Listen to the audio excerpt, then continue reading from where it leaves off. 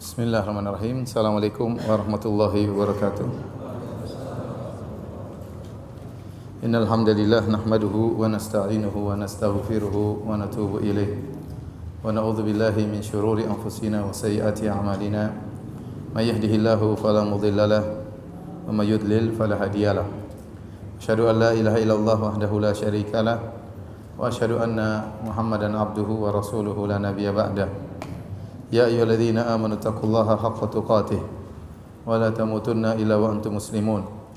Fa in asdaqal hadithi kitabullah wa khairal huda huda Muhammadin sallallahu alaihi wasallam. Wa syarrul umuri muhdatsatuha wa kullu muhdatsatin bid'ah wa kullu bid'atin dhalalah wa kullu dhalalatin finnar. Hadirin hadirat yang dirahmati Allah Subhanahu wa taala, alhamdulillah puji dan syukur kita panjatkan kepada Allah Subhanahu wa taala atas segala limpahan karunia yang Allah berikan kepada kita. Salawat dan salam semoga tercurahkan selalu kepada junjungan kita Nabi Muhammad sallallahu alaihi wasallam dan juga kepada keluarganya serta seluruh sahabat beliau tanpa terkecuali. Pada sore hari ini kita akan mencoba membaca penjelasan para ulama ahli tafsir tentang surat Al-Mulk ya. Dan sebagaimana saya ingatkan ya, perkataan Al-Imam Ibnu Al-Qayyim rahimahullahu taala, qira'atu ayatin bitafakkurin wa tadabburin wa ta'aqqulin khairun min khatmah bila tafakkur bila tadabbur atau kama qala. Beliau berkata, membaca satu ayat dengan dipahami, dengan ditadaburi, ditafakuri ya, lebih baik daripada khatam Quran tanpa ditadaburi. Karena Al-Quran tujuannya adalah untuk ditadaburi. Dengan mentadaburi Al-Quran bertambah iman, bertambah pengetahuan. Membaca Al-Quran juga dituntut, tetapi mempelajari isinya juga lebih dituntut lagi ya. Dan sungguh indah di bulan Ramadan seperti ini kita mempelajari ayat-ayat Allah Subhanahu wa taala, dan pada kesempatan kali ini kita akan membahas tafsir dari surat Al-Mulk. Surat Al-Mulk ya disebut adalah surat Makkiyah, turun di waktu Nabi sallallahu alaihi wasallam sebelum berhijrah. Dan banyak hadis-hadis yang datang yang menyebutkan tentang keutamaan baca surat Al-Mulk, tetapi kebanyakannya hadisnya dhaif. Kebanyakan hadisnya dhaif. Seperti hadis Rasulullah SAW bersabda, hiyal mani'ah hiyal munjiyah tunjihi min adzabil qabr, bahwasanya surat Al-Mulk adalah surat yang mencegah, surat yang menyelamatkan pembacanya dari azab kubur. Hadis ini kata Imam Tirmizi hadisun hasanun gharib. Hadis hasanun gharib, biasanya Imam Tirmizi mengatakan demikian pada hadis yang dhaif ya. Namun datang ya dua hadis yang saya dapati yang sampai pada derajat hasan ya. Di antaranya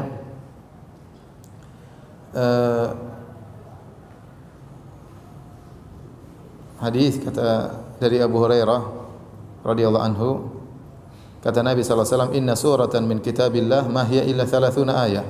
Ada sebuah surat dalam Al-Qur'an hanya 30 ayat.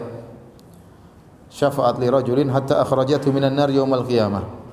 Surat ini akan memberi syafaat kepada seorang sampai akhirnya surat ini mengeluarkan orang tersebut dari neraka jahanam pada hari kiamat kelak. Wa adkhalathul jannata, dan surat ini pun masukkan orang tersebut dalam surga. Wa hiya suratu Tabarak, yaitu surat Al-Mulk, surat Tabarak. Ini hadis kata Tirmizi hadisun hasan dan dihasankan oleh Al-Busiri. Demikian juga hadis Ibnu Mas'ud. Beliau berkata qala Rasulullah sallallahu alaihi wasallam, Rasulullah SAW bersabda, surat Tabarak ya hiyal mani'ah min adzabil qabr. Surat Tabarak adalah pencegah dari azab kubur ya. Dan hadis ini dihasankan oleh Al-Munawi, Ibnu Hajar dan Al-Albani rahimahullahu taala. Namun tidak disebutkan harus dibaca tiap malam. Adapun yang disebutkan harus dibaca tiap malam hadisnya dhaif ya. Oleh karenanya surat Tabarak mencegah atau menyelamatkan seorang dari azab kubur, artinya seorang perhatian terhadap surat ini ya. Perhatian, sebagian perkataan sebagian ulama, ziyadatul ihtimam bihadis surah, lebih perhatian terhadap surat ini bisa menyelamatkan dari azab kubur. Entah dia baca sering atau dia mengerti tafsirnya atau yang lainnya, intinya surat ini di antara salah satu pencegah dari azab kubur. Namun tidak disyaratkan harus dibaca setiap malam. Baik. Allah Subhanahu wa taala membuka firman-Nya, Tabarakalladzi biyadihil mulku wa huwa ala kulli syai'in qadir. Tabarak artinya ta'azama, ya, maha agung, dari al-barakah, dan al-barakah artinya katsura khairuhu, yaitu maha agung, zat yang begitu sempurna sifat-sifatnya, begitu banyak kebaikannya, yang di mana keagungannya dan kesempurnaan kebaikannya sampai kepada makhluknya. Oleh karenanya Allah memberikan keberkahan kepada makhluk-makhluk yang Allah pilih. Disebut Allah adalah wahibul barakah, Allah yang menentukan ini berkah itu berkah, terserah Allah Subhanahu wa taala. Tapi Allah zatnya sendiri adalah zat yang berkah, yang penuh dengan keagungan dan kesucian dan kebaikan. Dan yang menentukan suatu itu berkah atau tidak hanya Allah Subhanahu wa taala, karena Dia wahibul barakah, Dia yang menganugerahkan keberkahan kepada tempat yang Dia kehendaki, kepada waktu yang Dia kehendaki, kepada benda yang Dia kehendaki. Alladzi biyadihil mulku, yang di tangannya lah kerajaan, wa huwa ala kulli syai'in qadir, dan Dia maha kuasa atas segala sesuatu, yaitu mulku samawati wal ard fi dunia wal akhirah, yaitu kerajaan langit dan bumi di dunia pun di akhirat semua hanyalah milik Allah Subhanahu wa taala. Makanya Ibnu Abbas berkata, biyadihil mulku, di tangannya segala kerajaan. Yu'izzu man yasha, Allah memuliakan siapa yang Allah kehendaki. Wa yudhillu man yasha, dan Allah menghinakan siapa yang Dia kehendaki. Ya, yuhyi wa yumit, Allah yang menghidupkan mematikan. Wa yughni wa yufqir, Allah menjadikan kaya, Allah menjadikan miskin. Wa yu'ti wa yamna, Allah memberi anugerah dan Allah menahan. Semuanya hanya dikuasai oleh Allah Subhanahu wa taala. La mani'a lima a'tait wa la mu'tiya lima mana'ta. Tidak ada yang bisa mencegah kalau engkau sudah memberi anugerah, dan tidak ada yang bisa memberi kalau kau sudah mencegah. Jadi semua alam semesta ini di bawah kekuasaan Allah Subhanahu wa taala, ya. Wa huwa ala kulli syai'in qadir, Allah tutup dengan di akhir ayat tersebut, dan Dialah maha kuasa atas segala sesuatu, ya, karena kerajaan ini milik Allah, dan Allah yang berkuasa menjalankan segala sesuatu dalam kerajaan ini. Tidak ada satu pun yang keluar dari kehendak Allah Subhanahu wa taala. Kemudian kata Allah Subhanahu wa taala, "Alladzi khalaqal mauta wal hayata liyabluwakum ayyukum ahsanu amala." Dan Dialah Allah yang menciptakan kematian dan menciptakan kehidupan. Di sini para ulama mengatakan kematian diciptakan sebagaimana kehidupan diciptakan. Kematian itu bukan tidak adanya kehidupan, ya. Tetapi kematian itu proses perpindahan dari kehidupan dunia menuju alam yang lain. Karena kematian itu diciptakan. Jadi dia bukan amrun adami, tapi dia amrun wujudi. Bukan perkara yang tidak ada, tapi kematian itu perkara yang ada. Diciptakan oleh Allah Subhanahu wa taala, yaitu berpindahnya seorang dari alam dunia menuju alam barzakh. Itu namanya kematian. Bukan kematian itu suatu yang tidak ada, tapi dia ada. Makanya Allah mengatakan alladzi khalaqal mauta, yang menciptakan apa? Kematian. Makanya di dalam hadis pada hari kiamat kelak didatangkan kematian dalam bentuk kambing, kemudian disembelih di antara penghuni surga dan di antara penghuni neraka jahanam. Maka sebagian salaf menafsirkan hari itu adalah hari yang paling membahagiakan bagi penghuni surga, karena mereka tahu mereka tidak bakalan mati. Dan hari tersebut adalah hari yang paling mengerikan bagi penghuni neraka saat itu, karena mereka tahu mereka tidak bakalan mati dalam neraka jahanam. Khuludun la mauta fihi. Wahai penghuni surga, kekekalan tidak ada kematian. Wahai penghuni neraka, kekekalan tidak ada kematian. Jadi yang benar, kematian itu suatu yang diciptakan oleh Allah Subhanahu wa taala dan akan dihadirkan oleh Allah pada hari kiamat dalam bentuk seekor kambing yang disembelih di antara penghuni neraka dengan penghuni surga. Makanya Allah mengatakan alladzi khalaqal mauta wal hayata, yang menciptakan kematian dan menciptakan kehidupan. Apa tujuan Allah menciptakan kematian dan kehidupan? Liyabluwakum ayyukum ahsanu amala, untuk menguji kalian mana di antara kalian yang terbaik amalannya, ya. Jadi kematian, kehidupan, kematian ini adalah untuk sebagai ujian bagi manusia yang mengalami mati dan hidup. Jadi di sini kita sadar bahwasanya kita diciptakan di atas muka bumi ini memang untuk diuji, ya. Orang tidak mungkin keluar dari medan ujian. Selama dia hidup di dunia, dia akan diuji oleh Allah Subhanahu wa taala. Karena Allah memang menciptakan kehidupan dan kematian untuk menguji manusia. Maka tidak seorang pun terlepas dari namanya ujian. Ya, ujian kalau datang menerpa siapa saja, baik si miskin maupun si kaya. Apakah rakyat jelata dan juga pejabat maupun presiden, mereka juga diuji. Ya, ya, semuanya diuji. Jangan disangka hanya orang miskin aja yang diuji. Ya, orang kaya juga diuji. Jangan disangka hanya miskin aja yang mencret, orang kaya juga apa? Mencret. Ya. Jangan disangka rakyat jelata yang mencret saja, presiden juga mencret. Raja juga sakit perut sama. Ya. Ya, kepala mereka juga pening, terkadang kepala mereka lebih pening daripada rakyatnya. Oleh karenanya kehidupan ini tidak lepas dari namanya ujian. Ya. Untuk apa? Untuk mengetahui ayyukum ahsanu amala. Mana di antara kalian yang paling terbaik amalannya? Ya. Dan ini banyak tafsiran di kalangan para salaf. Ada yang mengatakan yang paling banyak mengingat kematian. Ayyukum ahsanu amala, yaitu yang paling banyak mengingat kematian. Ya. Aktsarukum dzikran lil maut. Yang terbaik adalah orang paling cerdas, ada yang paling banyak mengingat kematian. Ya. Waktu Nabi ditanya, manil akyas, ya. Siapa orang-orang cerdas? Kata Nabi sallallahu alaihi wasallam, aktsaruhum lil mauti dzikran wa ahsanuhum lahu isti'dadan. Orang yang paling cerdas adalah orang yang paling banyak mengingat kematian dan yang paling banyak persiapan untuk menghadapi kematian. Ulaikal akyas. Mereka itulah orang-orang yang cerdas, mereka adalah orang yang pintar. Itulah yang amalan yang terbaik. Ada juga yang mengatakan bahwasanya yang dimaksud dengan yang terbaik amalannya, ya, sebagaimana perkataan Al Hasan, ayyukum azhadu fid dunya wa atraku laha. Siapa di antara kalian yang paling zuhud di dalam dunia dan yang paling meninggalkan dunia, itulah yang terbaik amalannya. Ini tafsir Hasan Al-Basri. Adapun Fudail bin Iyad tatkala ditanya tentang ayyukum ahsanu amala, dia mengatakan akhlasuhu wa aswabuhu, yang paling ikhlas dan yang paling sesuai dengan sunnah. Yang paling ikhlas, yang paling sesuai dengan sunnah. Amal apapun meskipun banyak, kalau tidak ikhlas tidak diterima. Ya. Demikian juga kalau ikhlas tidak sesuai dengan sunnah, tidak akan diterima. Maka yang terbaik adalah akhlasuhu wa aswabuhu, yang paling ikhlas dan yang paling sesuai sunnah. Karenanya Allah tidak mengatakan ayyukum aktsaru amala, siapa yang paling banyak amalannya. Karena yang jadi patokan di sisi Allah yang terbaik.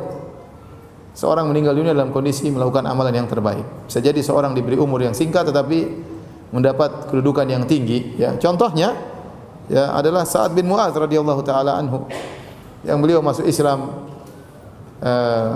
sekitar sebelum Nabi berhijrah, sekitar setahun atau 2 tahun sebelum Nabi berhijrah, setahun sebelum Nabi berhijrah, kemudian dia meninggal tahun 5 atau 6 Hijriah.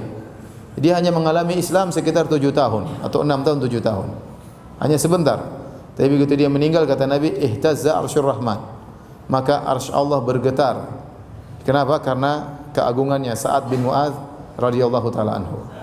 Jadi tidak ada kata terlambat. Siapapun baru hijrah, baru dapat hidayah, jangan dia mengatakan saya tidak bisa menyusul yang lainnya. Tidak. Ente berusaha beramal sebaik mungkin, seikhlas mungkin, sesuai sunnah mungkin. Yang jadi patokan diterima atau tidak urusan Allah Subhanahu wa taala. Sejadi seorang hanya menerima, hanya sempat menjalani Islam sebentar tapi kualitasnya luar biasa. Contoh, saya tadi baru saja baca hadis tentang Imra'atun Juhainiyah yang dia melakukan zina. Kemudian dia datang kepada Nabi dalam kondisi hubla, dalam kondisi hamil. Kemudian Nabi SAW suruh dia melahirkan dulu anaknya. Setelah melahirkan anaknya kemudian datang, kemudian dirajam sampai meninggal dunia. Kemudian Nabi salatkan jenazah wanita ini. Maka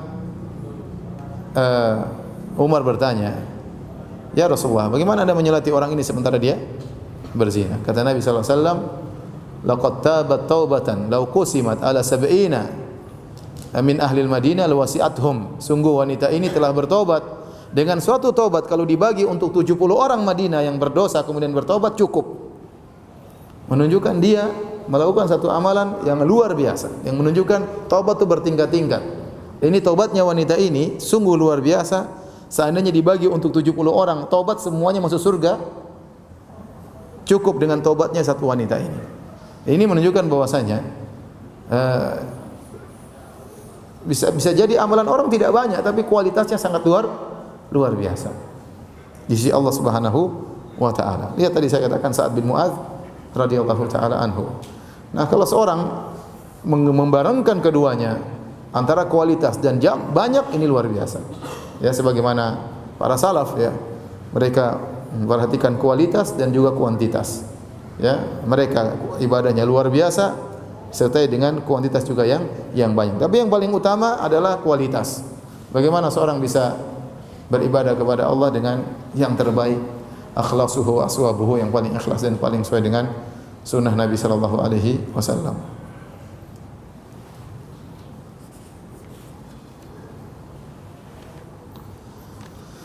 Baik. Allah Subhanahu wa taala wa huwal azizul ghafur. Dialah Maha kuasa dan juga Maha pengampun, memaafkan bagi orang yang bertobat kepadanya. Kemudian Allah lanjutkan firman Allah, alladzi khalaqa sab'a samawatin tibaqa, yang telah menciptakan langit 7 tingkatan. 7 tingkatan ini ada dua pendapat di kalangan para ulama. Ada yang mengatakan 7 tingkatan, seperti disebut oleh Ibnu Katsir rahimahullah taala, 7 tingkatan yang maksudnya dengan tebal, yang setelah langit pertama langsung langit kedua, langsung langit ketiga. Tidak ada jeda, tidak ada khala. Istilahnya kita tidak ada jeda antara langit pertama dan kedua. Begitu seorang selesai dari langit ke-1, dia akan masuk langit kedua. Ini pendapat. Jadi as-samawat mutawasilat, itu bersambung. Bersambung, tidak terputus, tidak ada jeda di antara langit yang satu dengan langit yang lain. Jarak langit 500 tahun perjalanan, dan begitu selesai langit pertama langsung masuk langit yang kedua. Ini menunjukkan alam semesta sangat luas.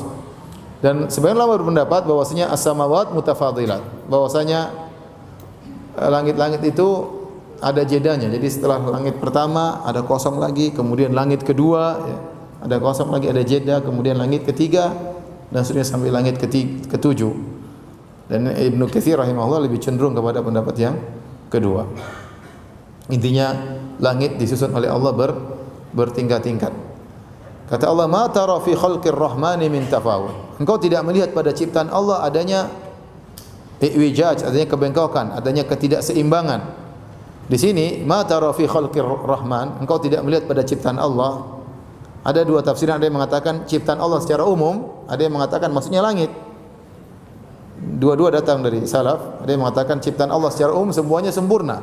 Antum melihat apa saja semuanya sempurna, pohon sempurna, hewan-hewan sempurna dengan bentuknya, dengan manusia sempurna, semuanya, pohon, semua ciptaan Allah sempurna. Gunung dengan indahnya, laut dengan keindahannya, semua dengan porsinya kalau bahasa kita.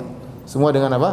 Porsinya. Tidak ada yang keluar dari aturan atau aneh ya. Ini secara umum seperti itu. Semua ciptaan Allah sempurna sesuai dengan porsinya. Kalau Allah ciptakan hewan, maka hewan ini sempurna. Seperti inilah hewan tersebut. Ya. Allah ciptakan kambing dengan begitu modelnya supaya kita mudah untuk makan, begitu rasanya, semua sudah sempurna, sudah diatur seperti itu. Ya.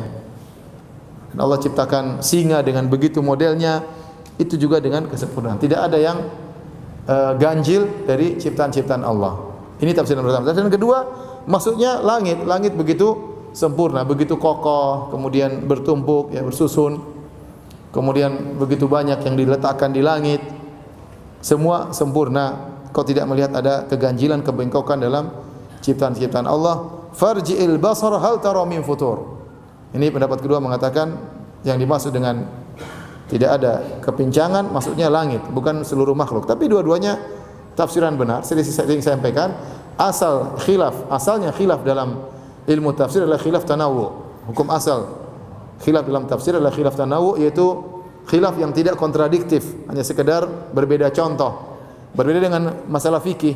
Hukum asal dalam masalah fikih khilaf adalah khilaf tadad. Satu bilang wajib, satu bilang khilaf kontradiktif. Satu bilang sunnah, satu bilang wajib. Satu bilang sunnah, satu bilang bid'ah. Ya, misalnya. Ya. Jadi hukum fikih biasanya khilafnya kontradiktif. bukan bukan bukan apa namanya tanawu ya, tetapi beda dengan khilaf dalam buku dalam tafsir. Rata-rata biasanya hanya perbedaan contoh, hanya berbeda sudut pandang, tapi tidak tadad, tidak kontradiktif. Saya katakan tadi, pendapat pertama mengatakan ma tara fi khalqir rahmani min tafawut. Engkau tidak melihat dalam ciptaan Allah ada keganjilan. Ini pendapat pertama. Pendapat kedua, engkau tidak melihat pada langit yang Allah ciptakan ada keganjilan. Pendapat kedua ini didukung dengan lafal setelahnya, kata Allah farji'il basara hal tara min futur. Kembalikan pandanganmu dan lihat ke langit. Apakah ada belahan di langit? Apakah ada bolong di langit? Ya. Jadi seakan-akan yang Allah ajak bicara dari konteks dari awal sampai akhir tentang masalah apa? Langit.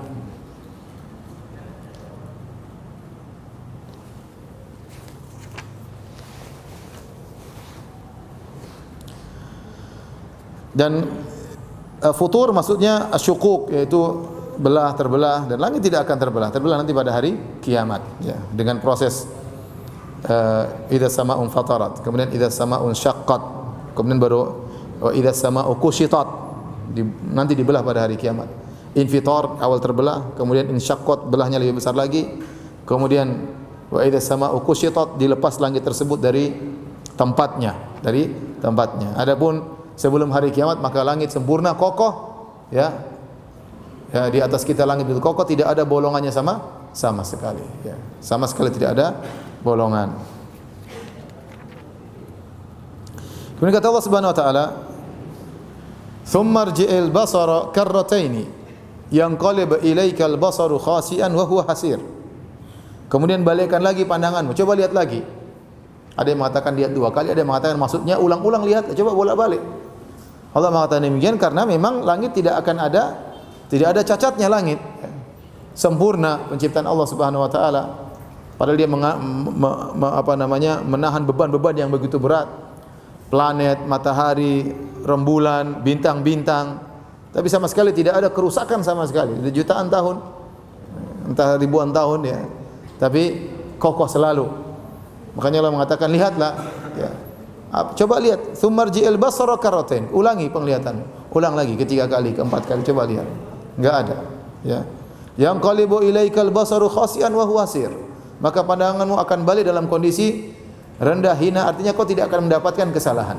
Kau tidak akan mendapatkan cacat pada langit yang Allah ciptakan. Allah ciptakan dengan penuh kesempurnaan. Artinya Allah tantang. Ya. Kata Ibnu Abbas radhiyallahu anhu, khasi'an al-khasi' alladzi lam yara ma yahwa.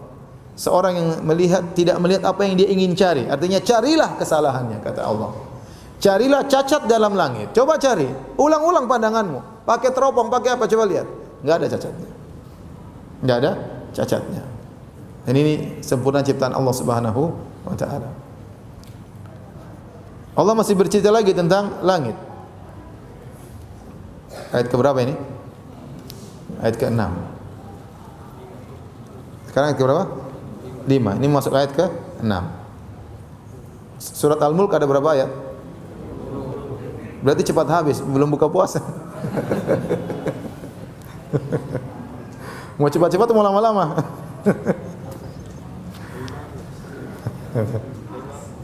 Nah, sekarang ayat ke-6. Ke-5. Ke-5 sudah lewat. Tadi 4. Oh iya. Sekarang ke-5. Baru 4 lagi ya. Baik. Kata Allah, "Wa laqad zayyana as-samaa'a ad-dunya bimasabiha wa ja'alnaha rujuman lisyayatin." Sungguh kami telah menghiasi langit dunia. Allah mengatakan langit ini langit yang paling bawah. Makanya, apakah bintang-bintang semua yang kita lihat, matahari, galaksi-galaksi itu baru langit yang pertama?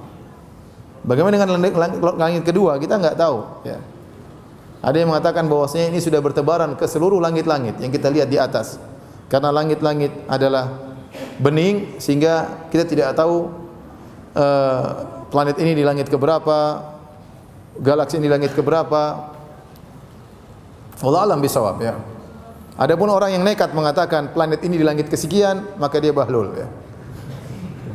Dia tidak tahu langit ukurannya seberapa, bagaimana dia bisa menentukan planet ini langit keberapa, galaksi ini langit keberapa.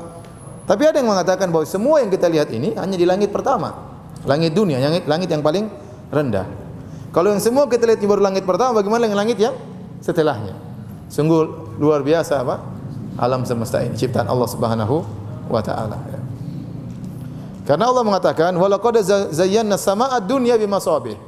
Sungguh kami telah menghiasi langit dunia. Allah tidak mengatakan, "Wa laqad zayyana as-samawat." Kami hiasi langit-langit, 7 langit, tidak. Allah hanya mengatakan satu langit, langit yang paling dasar. Wa laqad zayyana as-samaa'a ad-dunya. Kami menghiasi langit yang paling bawah, yaitu langit dunia. Dunia artinya yang paling bawah. Ya, bimasabih, dengan bintang-bintang. Bintang-bintang yang kita lihat, berarti semua bintang-bintang yang kita lihat ini adalah di langit apa? Langit dunia, langit pertama. Wa ja'alnaha rujuman lisyayatin. Dan kami jadikan bintang-bintang tersebut sebagai pelempar bagi setan-setan. Wa a'tadna lahum adzabas sa'ir. Dan kami siapkan bagi setan-setan tersebut azab yang membakar. Walil ladzina kafaru bi rabbihim adzabu jahannam. Dan bagi orang-orang yang kafir, mereka mendapatkan azab jahannam. Wa bi'sal masir, dan seburuk-buruk tempat kembali. Jadi di antara ciptaan Allah adalah langit, dan Allah hiasi langit tersebut dengan bintang-bintang. Jadi kita lihat indah. Ya. Makanya Allah mengatakan zayyana, kami hiasi. Coba langit-langit enggak ada bintangnya, kurang indah. Enggak ada bintang, enggak ada rembulan, enggak ada matahari. Ya. Dia jadi indah kalau ada hiasannya, menjadi indah. Dan di antara fungsi bintang-bintang adalah untuk pelempar syaitan. Oleh karenanya Qatadah rahimahullah taala, Ibnu Di'am As-Sadusi mengatakan bintang itu ada 3 fungsinya. Khalaqallahu ta'ala nujuma li thalath. Sungguhnya Allah ciptakan bintang-bintang itu dengan 3 tujuan. Yang pertama zinatan lis sama, sebagai penghias bagi langit. Yang kedua rujuman lisyayatin, untuk melempar syaitan. Yang ketiga alamatin yuhtada biha wa alamat wa bin najmi hum yahtadun, sebagai alamat agar orang bisa dapat petunjuk, menunjuk arah timur, utara, selatan, barat, menunjuk arah kiblat. Ya, ini di antaranya orang sedang bersafar dia bisa tahu arahnya di mana. Kemudian kata Qatadah, faman ta'awala fiha ghairu dzalik faqad takallafa ma ilma lahu bihi wa ta'adda wa zalam. Barang siapa yang memfungsikan bintang-bintang lebih daripada 3 ini, selain dari 3 ini, maka dia telah takalluf, telah maksa-maksakan, dan dia juga telah melanggar dan telah berbuat zalim. Jadi fungsi bintang cuma 3. Yang pertama yang dalam ayat ini disebutkan 2. Walaqad zayyana, kami menjadikan bintang-bintang sebagai penghias. Yang kedua rujumal lisyayatin, pelempar syaitan. Yang dimaksud dengan pelempar syaitan ini bukan bintangnya lepas dari orbitnya kemudian melempar syaitan. Bintang sangat besar dibandingkan syaitan yang mungkin kecil, ya. Tapi maksudnya adalah cahaya yang terlepas dari bintang tersebut. Makanya dalam ayat yang lain Allah mengatakan illa man khatifal khatfata fa'atba'ahu shihabun thaqib. Kecuali syaitan yang mencuri berita, maka akan diikuti oleh syihab. Syihab itu artinya api. Ya, syihab itu artinya api, thaqib yang menembus. Jadi ada yang mengatakan lemparan bintang masih ada percikan dari bintang, apakah dia percikan kecil untuk melempar bintang setan tersebut atau api yang mengenai setan tersebut. Kita enggak lihat saking kecilnya api tersebut. Ya, setan kecil. Manusia kalau taruh di langit kelihatan enggak? Setan kira-kira sebesar ente atau besar kecil dikit. Kalau dia menjelmakan kira-kira seperti antum, ya. Ya, jarang setan menjelma jadi raksasa, jarang. Biasanya jadi apa? Jadi gendruwo, kecil-kecil juga. Mak lampir jadi si manis jembatan Ancol. Kadang kecil jadi tuyul, ya. Jadi mau saya yang dilemparkan bukan bintangnya, karena ditafsirkan dalam ayat yang lain. Fa'atba'u shihabun thaqib. Ya. Maka ada api yang melempar, ya, melempar setan tersebut yang berusaha mencuri bintang. Mungkin kita enggak lihat, Allah alam bisawab, ya. Saking kecilnya, tetapi ada, ya. Tetapi ada. Wa anna kunna naq'adu minha lis-sam', maq'ida lis-sam', faman yastamil ana yajid lahu shihaban rasada. Kata jin-jin, kami dahulu punya pos-pos di langit untuk curi berita sebelum diutusnya Nabi Muhammad sallallahu alaihi wasallam. Maq'ida lis-sam', kami punya pos-pos, pos di sana, pos di sini untuk dengar curi-curi berita kapan malaikat berbicara tentang masa depan.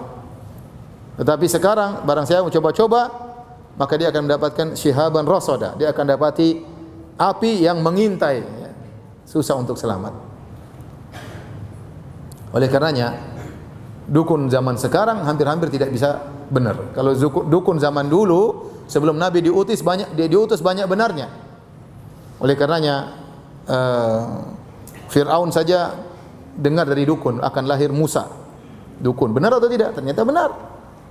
Juga waktu Nabi mau diutus, dukun-dukun ngeramal akan muncul seorang Nabi. Berita santer dari Yahudi, dari Nasrani, dukun-dukun juga meramal.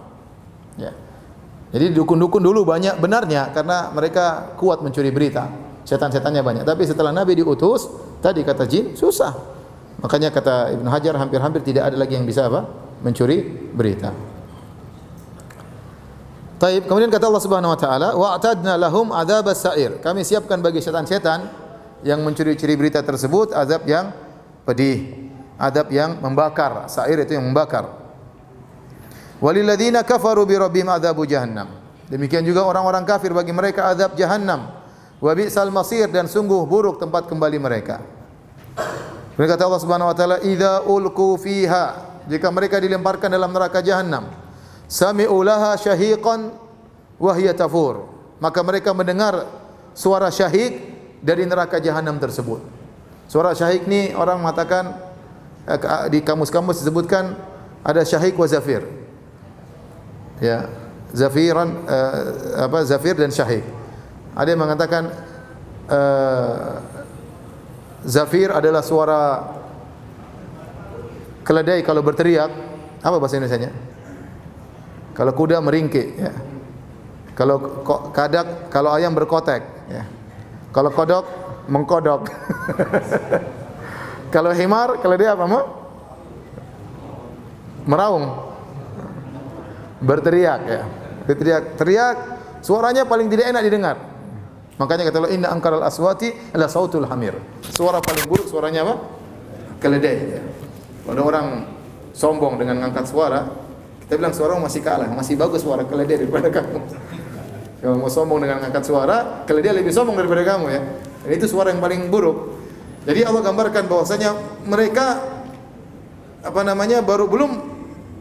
belum sampai ke neraka mereka sudah dengar suara. Jadi syahik itu suara teriakan. Jadi neraka mengeluarkan suara yang mengerikan.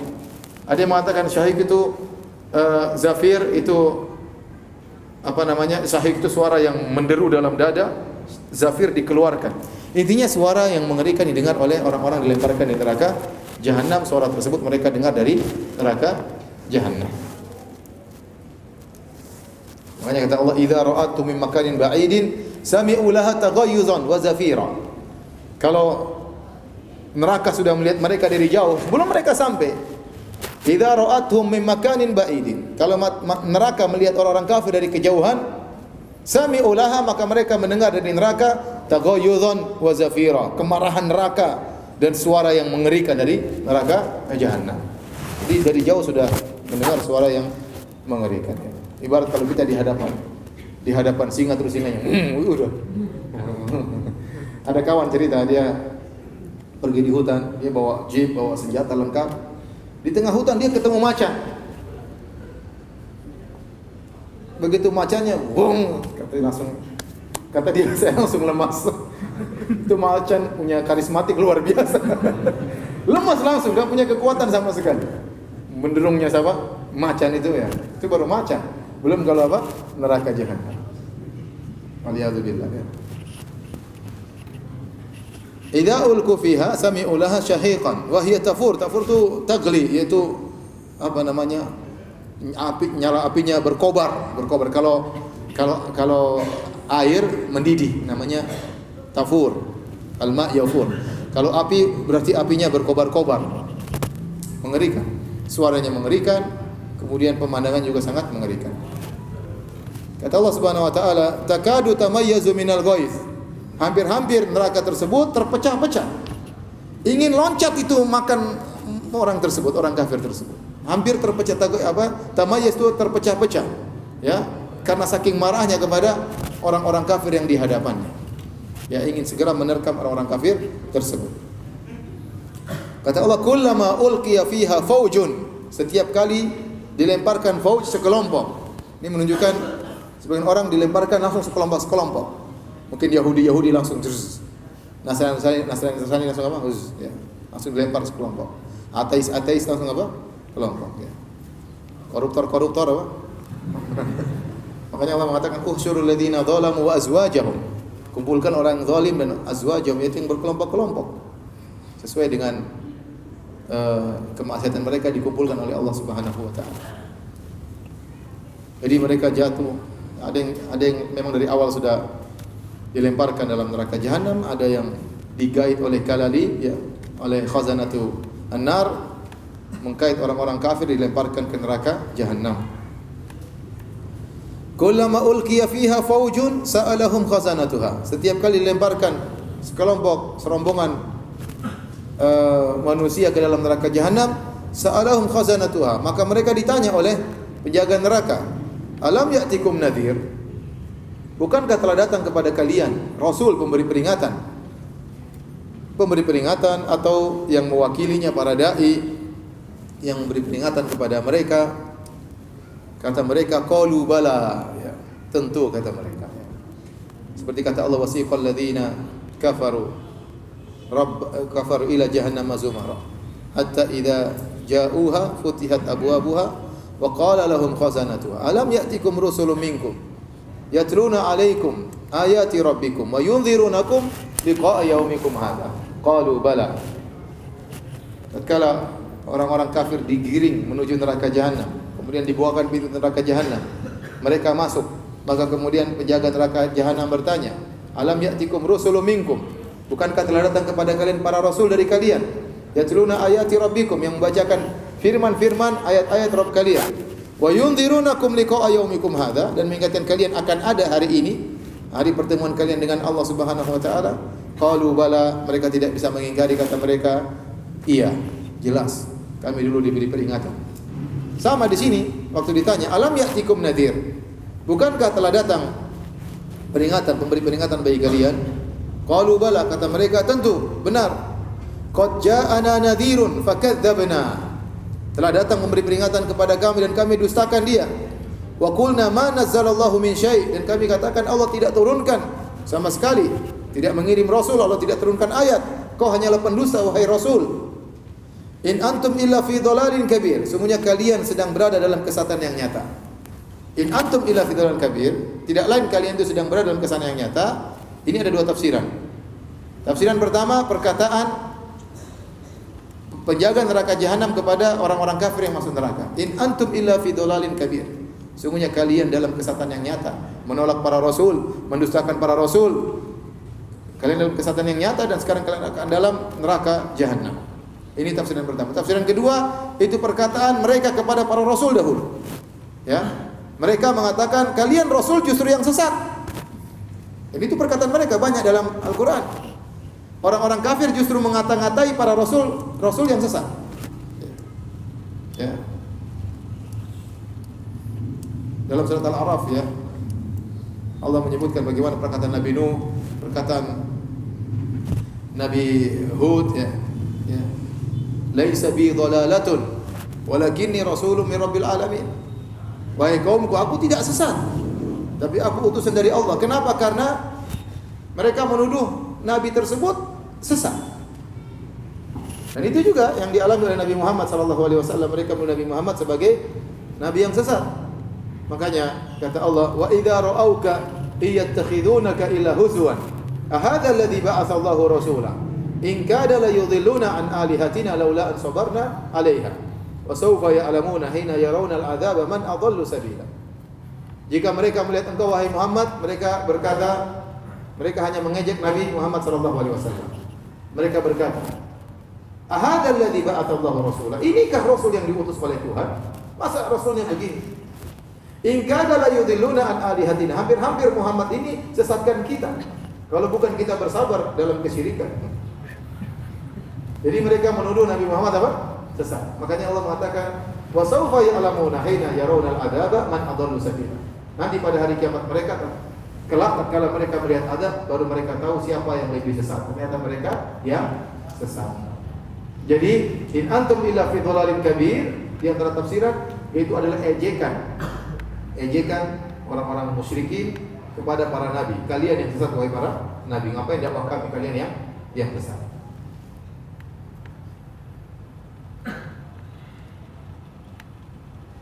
Wa qalu law kunna nasma'u aw naqilu ma kunna fi ashabis sa'ir. Dan mereka kemudian menyesali perbuatan mereka selama di dunia. Kata mereka, coba dahulu kami mau mendengar dan kami mau berpikir, tentunya kami sekarang tidak termasuk dari penghuni neraka jahanam. Penyesalan, namun tiada guna.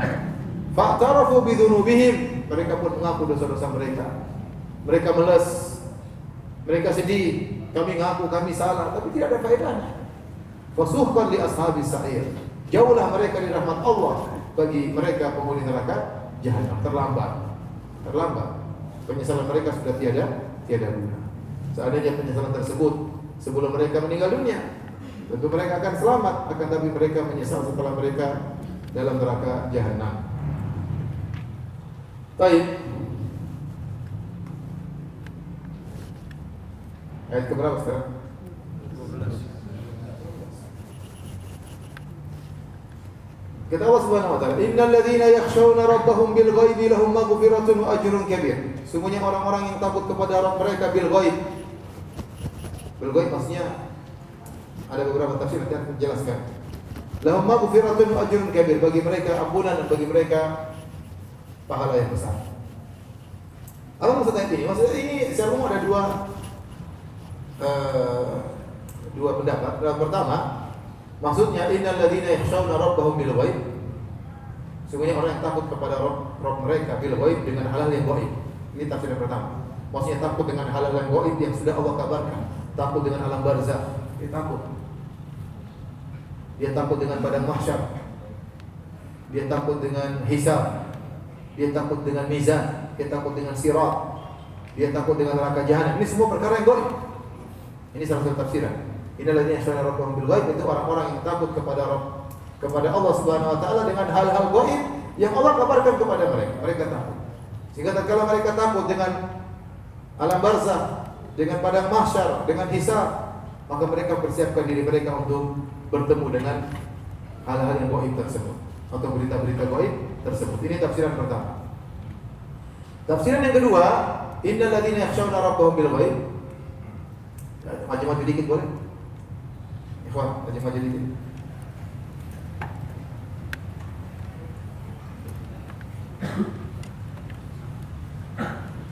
Depan belakang waktu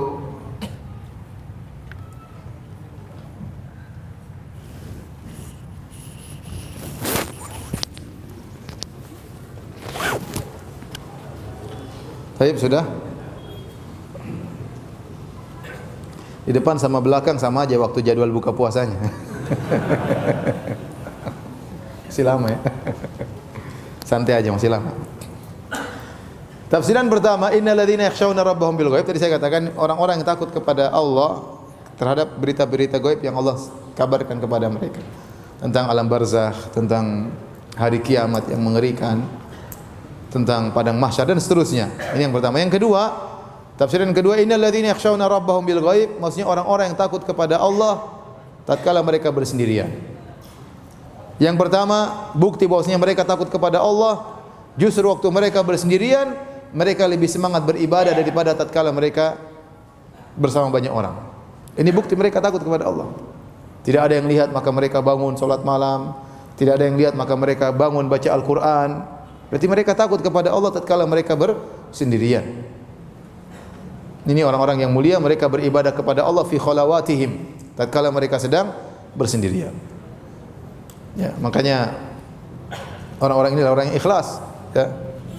Seperti 7 golongan yang akan Allah naungi pada hari kiamat kelak, di antaranya rajulun dzakarallaha khaliyan fa fadat ainah, seorang tatkala dia sedang bersendirian, dia ingat Allah maka dia pun menangis. Jadi perlu seorang beribadah sendirian tatkala tidak ada satu mata pun yang melihatnya, ya. Inilah bukti dia takut kepada Allah tatkala bersendirian. Yang kedua, di antara bentuk dia takut kepada Allah tatkala bersendirian, dia tidak bermaksiat tatkala sendirian. Sebagian orang yastakhfuna, ya, minan nas wala yastakhfuna minallah. Mereka tidak takut kepada Allah tatkala bersendirian, tapi mereka takut kepada manusia. Kalau banyak orang mereka tidak berani bermaksiat, namun tatkala bersendirian mereka bermaksiat. Ini menunjukkan bahwasanya khasyah mereka kepada Allah bukan bil ghaib. Makanya di antara doa Nabi sallallahu alaihi wasallam, Nabi as'aluka khasyataka fil ghaibi wasyahada. Ya Allah, aku mohon kepada Engkau rasa takut kepadamu fil ghaibi wasyahada, tatkala bersendirian maupun tatkala dilihat oleh orang lain. Itu di antara doa Nabi sallallahu alaihi wasallam. Dan ini amalan ibadah ini pahalanya besar. Ini amalan yang agung. Makanya Allah mengatakan lahum maghfiratun wa ajrun kabir. Allah tidak mengatakan mereka sedang beristighfar. Tapi orang yang melakukan amalan ini dapat ampunan dari Allah. Wa ajrun kabir, dan dapat pahala besar dari Allah. Amalannya dua. Dia lebih semangat ibadah tatkala bersendirian. Yang kedua, dia takut kepada Allah tatkala bersendirian. Terutama seorang tatkala sendirian, tatkala bersafar, tatkala tidak bersama keluarga, ya, hati-hati. Zaman sekarang banyak sekali godaan, kita bisa lihat di HP, di internet, ya. Mau melalang buana, berkelana, merantau di HP, mau lihat apa saja bisa. Ya. Melihat apa saja bisa. Oleh karena seorang bertakwa kepada Allah, ya. Tatkala dia bersendirian, maka dia akan mendapatkan ampunan dari Allah. Kemudian dia akan mendapatkan ganjaran yang besar.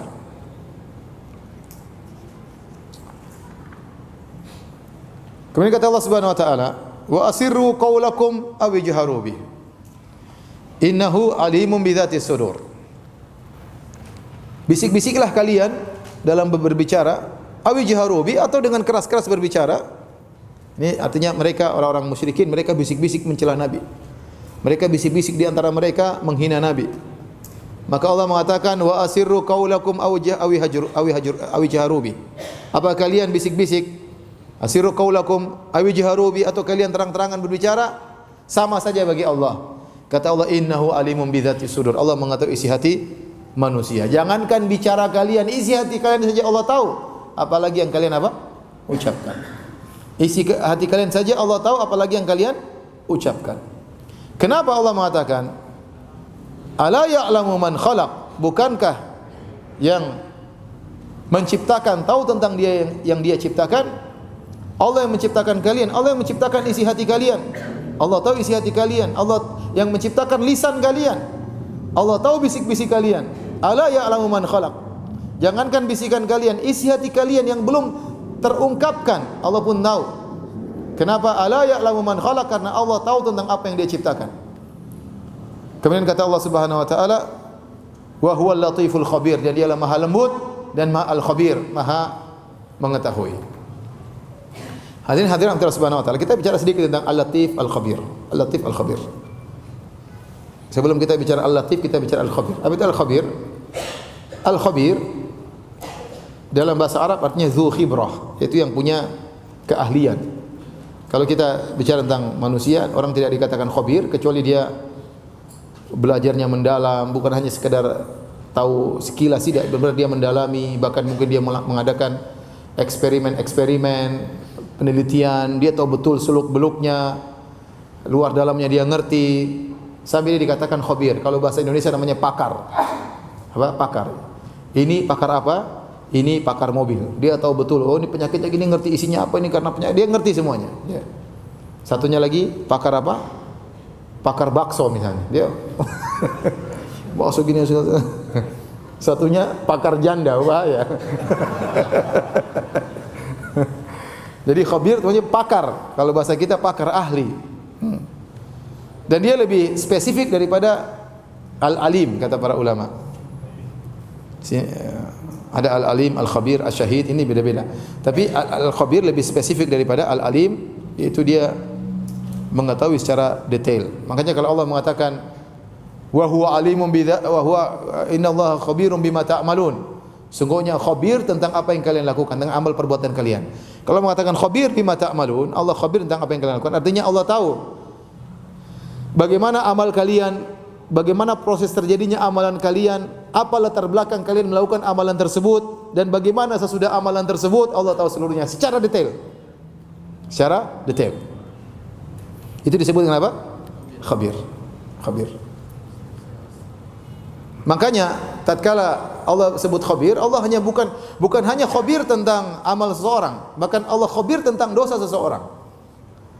Makanya kata Allah Subhanahu wa taala, ya, wa kafa bi rabbika bi dzunubi ibadihi khabiran basira. Cukuplah Allah Subhanahu wa taala khabir dengan dosa-dosa hamba-hambanya. Makanya Allah tahu kita melakukan dosa itu detail, Allah tahu. Ini orang ini dosa, dia melakukan dosa, bagaimana prosesnya, latar belakang dia melakukan dosa, bagaimana dosa yang terjadi, apa dampaknya, Allah tahu secara detail. Ya. Makanya Allah sebutkan tentang pandangan mata, Allah sebutkan kalimat khabir. Kata Allah, "Qul lil mu'minina yaghuddu min absarihim wa yahfadhu furujahum dzalika azka lahum innallaha khabirun bima yasnaun." Katakanlah kepada para laki, tundukkan pandangan mereka dan jaga kemaluan mereka, itu lebih suci bagi mereka. Sungguhnya Allah khabir dengan apa yang mereka kerjakan. Kenapa Allah datangkan khabir di sini? Kata sebagian ulama, karena orang waktu tidak menundukkan pandangan, itu hanya sekedar ngelirik sedikit, ya, bisa jadi orang di depannya tidak tahu apa yang dia lirik. Ya. Mungkin dia lagi sama istrinya, dia ngelirik cewek, istrinya mungkin enggak tahu. Tapi Allah Maha tahu atas lirikannya. Ya'lamu kha'inatal a'yun. Allah tahu pengkhianatan lirikan mata. Ya, yang mungkin tidak disadari oleh orang sekeliling kita. Tapi Allah khabir dengan apa yang kita lirik. Bahkan Allah tahu dalam relung-relung hati seseorang. Tatkala dia suudzon, tatkala dia riya, tatkala dia ujub. Allah tahu dosa kita secara detail karena Allah sifatnya khabir. Wa kafa bi rabbika bi dzunubi ibadi khabira. Allah mengetahui dosa-dosa hambanya dengan khabir.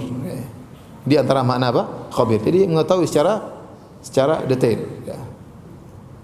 Makanya waktu Allah mengabarkan tentang orang-orang yang berdoa kepada mayat, kata Allah Subhanahu wa taala, "In tad'uuhum la yasma'u du'aakum walau sami'u mastajabu lakum wa yaumal qiyamati yakfuruna bisyirkikum wa la yunabbi'uka mithlu khabir." Kata Allah Subhanahu wa taala, kalau kalian berdoa kepada mereka, mereka tidak bakalan dengar berhala-berhala tersebut. Nabi-nabi yang kalian sembah, wali-wali yang kalian minta doa kepada mereka. Ya, in tad'uuhum la yasma'u du'aakum. Kalau kalian minta kepada mereka, mereka tidak dengar. Kemudian Allah sebutkan, seandainya kalau mereka dengar, walau sami'u mastajabu lakum, kalau mereka dengar pun mereka tidak bakalan bisa memenuhi permintaan kalian.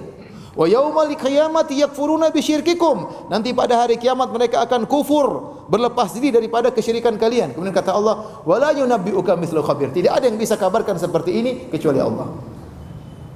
Yang tahu hakikat mayat, yang tahu hakikat nabi, yang tahu hakikat mereka nanti hari kiamat, yang tahu cuma siapa? Allah, karena Allah tahu secara detail.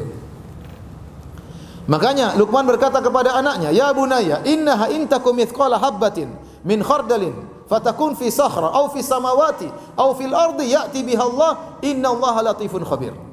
Wahai putraku, apa yang kau lakukan, kebajikan atau keburukan atau maksiat, meskipun hanya sebesar biji sawi sangat kecil, meskipun kau sembunyikan dalam batu besar, tersembunyi dalam batu enggak ada yang lihat. Au fi samawat, atau kau lempar maksiat tersebut di langit sana, di ruang angkasa, di langit ketujuh misalnya. Au fil ardi, atau kau benamkan dalam bumi, ya'ti biha Allah, Allah akan datangkan. Kenapa? Karena Allah tahu, innallaha latifun khabir, karena Allah khabir. Jadi itulah khabir. Allah tahu secara detail dan Allah Subhanahu wa taala ahli dalam hal ini, pakar dalam hal ini. Di antara khibrahnya Allah adalah tentang takdir. Allah mentakdirkan segala sesuatu dengan khibrah, bukan dengan abas, bukan dengan sekedar asal cipta, asal bikin, asal takdir, enggak.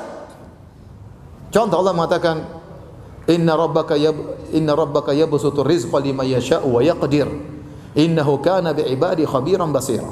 Sungguhnya Rabbmu lah yang telah melapangkan rizki dan yang telah menyempitkan rizki. Sebagian orang dilapangkan rizkinya, sebagian orang disempitkan rizkinya. Kenapa? Allah tidak asal-asalan, tidak. Kata Allah, innallaha kana bi'ibadi khabiran basira. Allah itu khabir, Allah tahu mana yang lebih maslahat kepada hambanya. Ini yang cocok, dia pantas untuk miskin, dia pantas untuk kaya. Allah tahu. Makanya Allah mengatakan, "Lau basatallahu rizqa li ibadihi la baghaw fil ardi." Seandainya Allah lapangkan rizki kepada semua orang, maka mereka akan melampaui batas di atas muka bumi. Ini ada yang minum khamar, ada yang ini macam-macam, karena kaya terus, semuanya kaya. Makanya tidak semua dikasih kaya oleh Allah Subhanahu wa taala. Walakin yunazzil biqadari ma yasha. Tetapi Allah turunkan rezeki sesuai dengan ukuran yang Allah kehendaki. Kata Allah, innahu biibadihi khabirun basir. Karena Allah khabir terhadap hamba-hambanya. Maka kalau kita tahu bahwasanya Tuhan kita ini khabir, ahli, pakar, maka ini memudahkan kita untuk bersabar tatkala kita terkena musibah, melihat suatu kejadian, kita tahu yang menciptakan ini semua ini adalah pakar. Dia tidak bikin sembarangan, dia ada hikmahnya, dia tahu aturannya. Dia tahu kapan dia turunkan ini, kapan dia timpakan musibah ke sini, kapan dia beri bencana di sana, dia sudah Maha tahu. Kapan kita dibikin sakit, kapan kita dibikin susah, kapan kita dibikin senang, Allah yang tahu semuanya. Ya. Maka itu namanya takdir. Kalau ibarat seorang insinyur mau bikin rumah, dia harus matang perhitungannya semuanya. Dia ukuran ini begini, materialnya sekian baru dia bikin rumah jadi sesuai dengan yang dia kehendaki. Insinyur itu hebat. Nah, Allah sebelum menciptakan alam semesta, Allah sudah takdirkan semuanya. Allah sudah tahu bagaimana ceritanya, apa yang terjadi semuanya, tidak ada yang abas, tidak ada yang sia-sia. Afa hasibatum annama khalaqnakum abatha? Apa kalian menyangka kami menciptakan kalian dalam kondisi hanya sekedar main-main saja? Tidak. Jadi dengan kita tahu Allah khabir, kita terima dengan takdir Allah, kita tahu bahwasanya ini semua sudah ditakdirkan sesuai dengan kadar yang Allah kehendaki. Ini makna khabir. Adapun latif, latif kalau kita bahasa Arabnya ya maha lembut. Maksudnya apa? Maha lembut. Allah Subhanahu wa taala mengetahui, kata Ibnu Qayyim, latif ini dimaknakan dengan dua. Yang pertama maknanya seperti khabir, mengetahui perkara-perkara yang detail sampai secara detail, lengkap bagaimana sesuatu tersebut. Yang kedua, latif maksudnya Allah menyampaikan kepada hamba-hambanya kemaslahatan-kemaslahatan yang tidak disadari oleh para hamba, min haitsu la yash'urun, tapi mereka sadari. Makanya ucapan ini diucapkan Nabi Yusuf alaihissalam. Waktu Nabi Yusuf ketemu dengan kedua orang tuanya setelah terpisah, ada yang mengatakan belasan tahun, ada yang mengatakan 40 tahun, ada yang mengatakan 80 tahun baru ketemu dengan Nabi Yakub. Kemudian Nabi Yusuf cerita, "Ya abati hadza ta'wilu ru'yaya min qablu qad ja'alaha rabbi haqqan. Wa qad ahsana bi id akhrajani minas sijn wa jaa'a bikum minal badwi min ba'di an nazaga syaitanu baini wa baina ikhwati. Inna rabbi latiful lima yasha." Kata Nabi Yusuf kepada alaihissalam, kepada bapaknya, "Wahai ayahanda, wahai Yakub alaihissalam, inilah takwil tafsir dari mimpiku yang dulu saya pernah ceritakan. Allah ya mengeluarkan aku dari penjara, aku di penjara, aku dikeluarkan sebelumnya." Nabi Yusuf tidak sebut, tapi sebelumnya Nabi Yusuf dilemparkan dalam sumur, dijual menjadi budak, kemudian dirayu oleh seorang wanita, kemudian dituduh yang tidak-tidak, akhirnya dipenjara. Setelah dipenjara kemudian dikeluarkan. Kemudian tadi bermusuhan sama kakak-kakaknya, akhirnya berkumpul semuanya di Mesir. Ini semua tanpa ada yang menyadari. Allah atur sedemikian rupa tanpa disadari Nabi Yusuf, tahu-tahu endingnya happy ending. Paham? Makanya Yusuf mengatakan, "Inna rabbi latiful lima yasha." Allah maha lembut dengan Allah yang kehendaki. Allah ingin begini, caranya sering tidak kita sadari. Betapa sering Allah ingin kita terlepas dari kebinasaan, daripada kehancuran. Tapi kita tidak sadar. Mungkin kita daftar di sini enggak diterima. Mungkin kita melamar cewek ditolak. Seandainya kita jadi nikah sama dia, ternyata cewek ini parahin. Ngajari kita cari nafkah enggak berhenti-berhenti, mata duitan, ada uang abang disayang, enggak ada uang abang ditonjok. Kita enggak tahu, maka Allah selamatkan kita ditolak sejak awal. Padahal apa kurangnya kita ganteng, gagah ya kan? Ternyata ditolak juga. Ya enggak tahu itu Allah ingin selamatkan kita.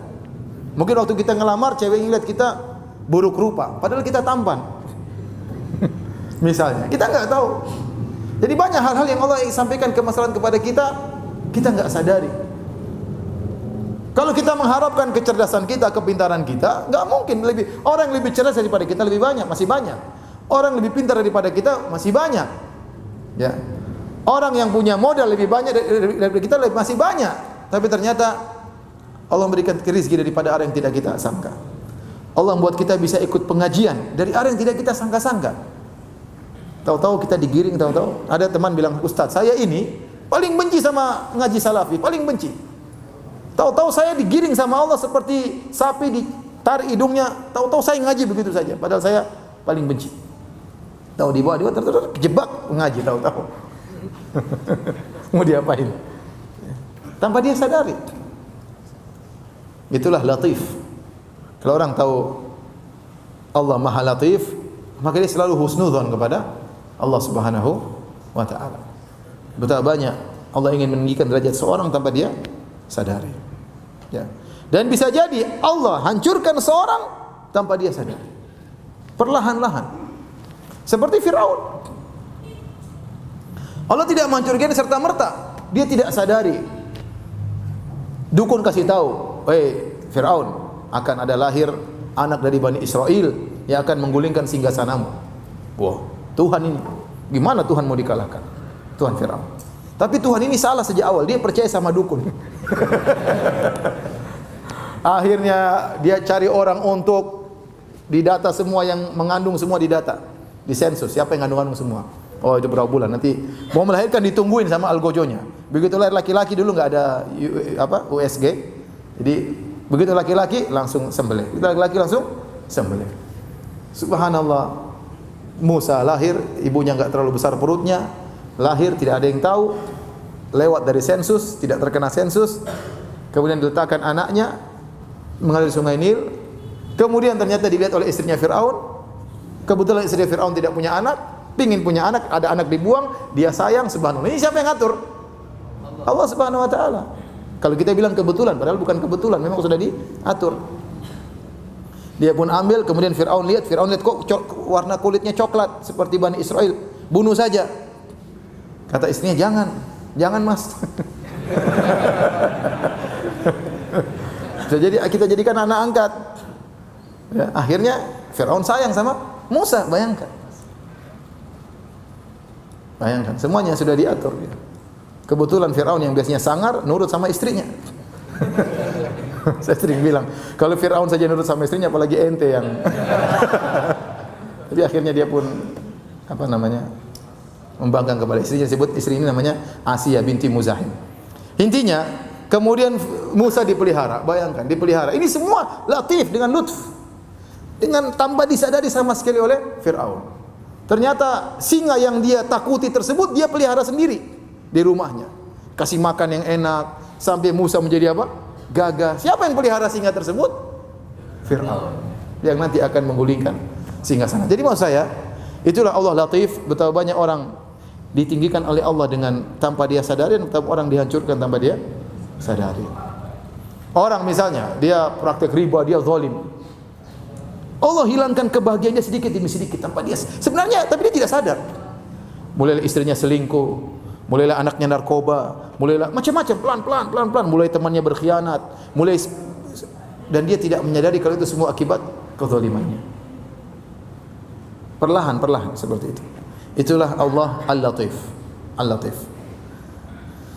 Tapi di sini kata Allah Subhanahu wa taala, "Ala ya'lamu man khalaq wa huwal latiful khabir." Tidakkah yang menciptakan tahu tentang yang dia ciptakan? Wa huwal latiful khabir, dan dia maha halus, maha lembut, dan maha khabir, maha mengetahui. Kalau kita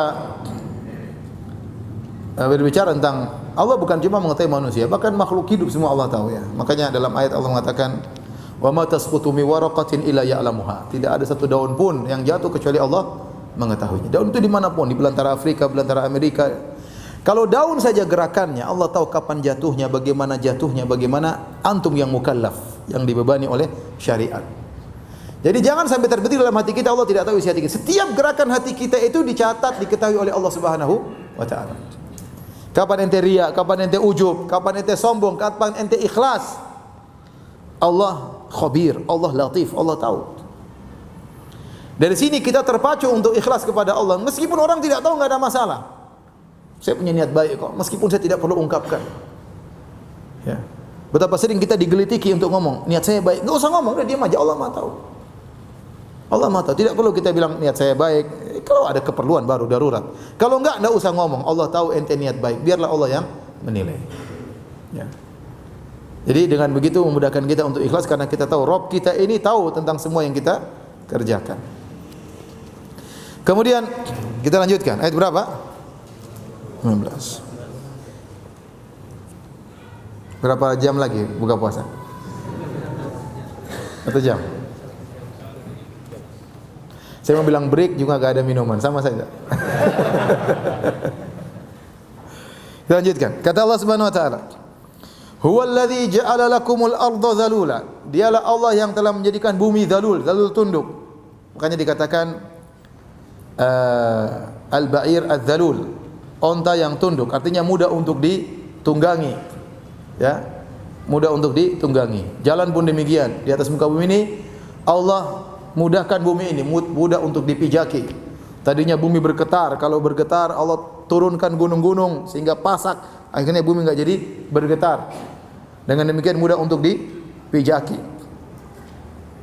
Kata Allah, "Famshu fi manakibiha." Berjalanlah di atas manakibnya. Manakib ini ada khilaf, dua pendapat di kalangan para tafsir. Ada yang disebut dengan manakib ay atrafil ard, yaitu ke penjuru bumi. Silakan berjalan kemanapun mudah ke penjuru bumi. Ada yang mengatakan manakibiha ay al-jibal, yaitu gunung-gunung. Karena mankib dalam bahasa Arab artinya pundak. Dan pundak itu fi a'alil insan, yaitu di bagian tinggi seorang manusia. Ada yang mengatakan mankib maksudnya fi atrafil insan, di ujung-ujungnya. Artinya ada dua pendapat secara bahasa.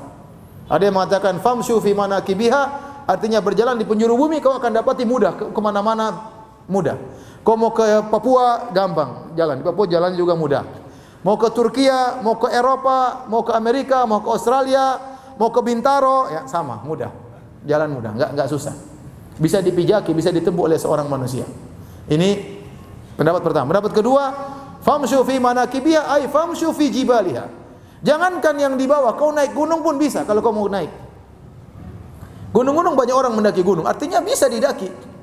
Tidak kemudian kepleset jatuh mati enggak, mudah Nah, kalau yang tinggi-tinggi saja mudah kau daki, mudah bisa kau jalani, apalagi yang di bawah. Ini dipilih oleh Ibnu Qayyim rahimahullah taala. Kemudian kata Allah Subhanahu wa taala, "Wa kulu min rizqih." Dan makanlah dari rizki yang ada di atas muka bumi, rizki Allah di atas muka bumi ini. Wa ilaihin nusyur, dan kepada Allah kalian akan kembali. Ini dalil bahwasanya untuk cari rizki butuh usaha. Karena Allah menggandengkan antara masyu, berjalan, dengan makan rizki. Maka namanya tawakal yang benar itu harus ada apa? Usaha. Berbeda kalau kita sudah kejebak dengan suatu perkara, tidak mungkin lagi ada usaha, tinggal usaha doa kepada Allah. Maka Allah bisa jadi menimbulkan akibat tanpa ada sebab. Tapi tidak boleh seorang menjebak dirinya dengan sebab untuk meraih akibat tanpa sebab, enggak boleh. Contoh, saya mau berdakwah, tapi saya enggak mau bawa HP, saya enggak mau bawa duit. Sedekah kemana? Saya mau pergi ke Papua. Terus gimana enggak bawa duit, enggak bawa? Tenang, saya yakin Allah akan kasih jalan sama saya. Ya, terus gimana caranya? Ente ke Papua enggak mungkin jalan kaki. Ente pasti naik pesawat atau naik apa? Kapal. Ya akhirnya nanti menyusahkan orang. Ente berhasil memang kemana? Papua, tapi menyusahkan orang. Ya. Saya pernah ditanya, Ustaz, ada orang berdakwah ke naik kapal, waktu diperiksa dia zikir, ya Ustaz, biar kelewat. Saya bilang, ente merugikan negara, tahu nggak seperti itu? Ente kira kapal tuh gratis jalan, tidak pakai minyak. Nggak boleh seperti itu. Tidak boleh seorang menjebak dirinya seperti itu. Ada sebagian orang berdakwah, dia nggak bawa HP supaya tidak dikontak sama istrinya. Ya istrinya susah, akhirnya susah. Ini kejadian. Akhirnya istrinya ada perlu, telepon sama kawan-kawan yang tolong. Suaminya nggak peduli, HP-nya dimatiin. Ini tidak diajarkan dalam syariat seperti ini. Tawakal itu harus ada usaha. Makanya Nabi SAW mengatakan, "Lau annakum tatawakkaluna haqqa tawakkulih, la razaqakum kama yarzuqut tayr." Kalau kalian bertawakal dengan tawakal yang sungguhnya, Allah akan beri rezeki kepada kalian sebagaimana Allah berikan rezeki pada burung. Ya. Taqdu khimasan wa taruhu bitana. Pergi dalam kondisi perut kosong, terbang di pagi hari, balik dalam kondisi perut sudah kenyang. Tapi dia terbang. Burung tersebut apa? Terbang, berusaha. Jadi namanya tawakal itu harus berusaha, bukan cuma diem tanpa berusaha. Kecuali kalau kita sudah terjebak, ya, tahu-tahu Allah kasih rezeki, itu lain cerita. Ya. Syekh Abdul Razak pernah cerita, ada orang dakwah dan kita berdakwah ke sana ke sini. Ada seorang kawan kita berdakwah, dia enggak punya apa-apa, waktu dia pergi berdakwah, istrinya bilang, "Abi mau kemana Abi?" Saya mau berdakwah, gimana? Enggak ada makan, enggak ada beras. Anak-anak gimana? Zikir. Terus suaminya berdakwah, masak, taruh air, taruh batu, nanti jadi. Akhirnya istrinya berzikir, tahu-tahu dibuka sudah ada makanan. Tayyib. Ini kan cerita kan? Ini cerita membuang semua dalil, ratusan dalil terbuang gara-gara cerita ngawur seperti ini.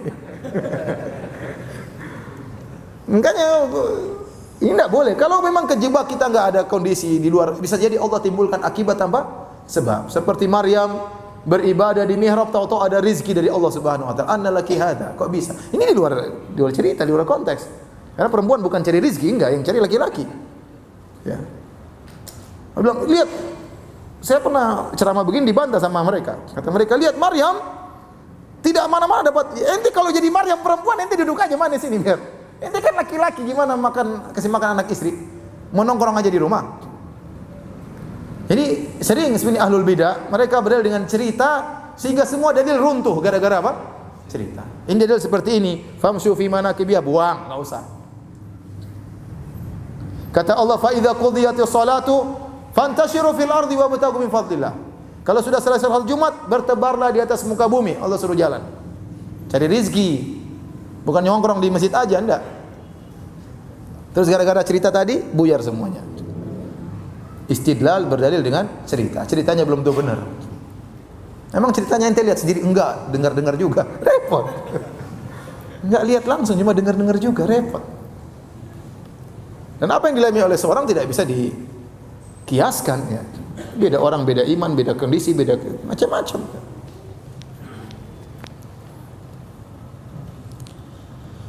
Kata Allah Subhanahu wa taala, "Kulu min rizqi wa ilaihi nusyur," dan kepada Allah lah kalian akan kembali. Jadi perlu diingat, seorang cari rezeki silakan, tapi dia harus tahu dia akan kembali kepada Allah Subhanahu wa taala. Makanya kalau cari rezeki jangan lupa kepada syariat, jangan lupa kepada ngaji, jangan lupa kepada salat. Ya, Allah tidak melarang orang yang cari rezeki, bahkan Allah suruh. Tapi Allah ingatkan wa ilaihi nusyur. Dalam ayat ini kata Allah, "Famshu fi manakibiha wa kulu min rizqi wa ilaihi nusyur." Berjalanlah di atas penjuru bumi, carilah rezeki, ingat kalian akan kembali kepada Allah. Jadi harus punya bekal akhirat. Dalam surat Al-Jumu'ah kata Allah, "Fa idza qudiyatis salatu fantashiru fil ardi wabtaghu min fadlillah wadhkurullaha katsiran la'allakum tuflihun." Setelah salat Jumat selesai, bertebaran di atas muka bumi, carilah rezeki, tapi zikirlah kepada Allah dengan banyak. Berdagang boleh. Rijalun la tulhihim tijaratun wala bay'un an dzikrillahi wa iqamis salati wa ita'iz zakat yakhafuna yawman tataqallabu fil qulub wal absar. Orang-orang lelaki-lelaki yang mereka mengadakan transaksi, tetapi transaksi mereka, perdagangan mereka tidak membuat mereka untuk lalai dari zikir, dari salat, dari bayar zakat. Makanya kata Nabi sallallahu alaihi wasallam, di antara 7 golongan yang dinaungi oleh Allah pada hari kiamat kelak, rajulun qalbuhu mu'allaqun bil masajid. Seorang yang hatinya rindu ke masjid. Berarti dia di masjid atau tidak? Dia lagi tidak di masjid, dia lagi kerja. Tapi dia rindu untuk ke mana? Ke masjid. Berarti dia kerja. Jadi ini dalil bahwasanya tawakal, usaha tidak menafikan tawakal. Bahkan di antara kesempurnaan tawakal adalah apa? Usaha. Contohnya Hajar waktu lihat anaknya kesakitan Ismail, dia mana? Lihat tawakal, dia usaha. Naik ke sofa Marwah, bukan nongkrong aja di situ, doa saja enggak, dia masih bisa usaha. Maka dia usaha cari bantuan, berusaha.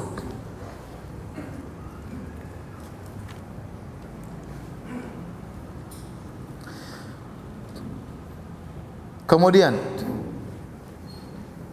kata Allah Subhanahu wa taala, "Aamintum man fis sama'i ay yakhsifa bikumul ardha fa idza hiya tamur."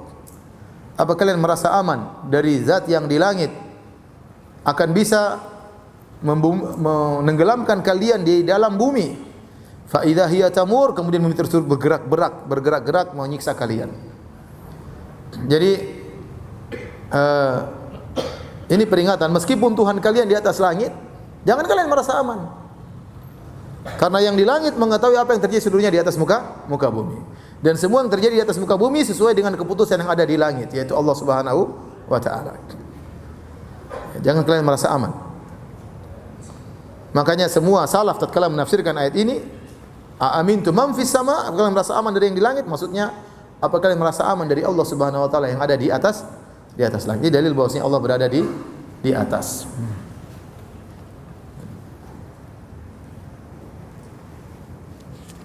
Fa idza hiya tamur, yaitu bergetar, bergerak.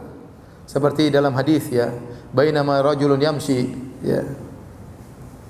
Tatkala seorang berjalan dengan dua hullahnya, dua gaunnya yang indah, yatabakhtaru fihima, dan dia sombong dengan dua gaunnya tersebut.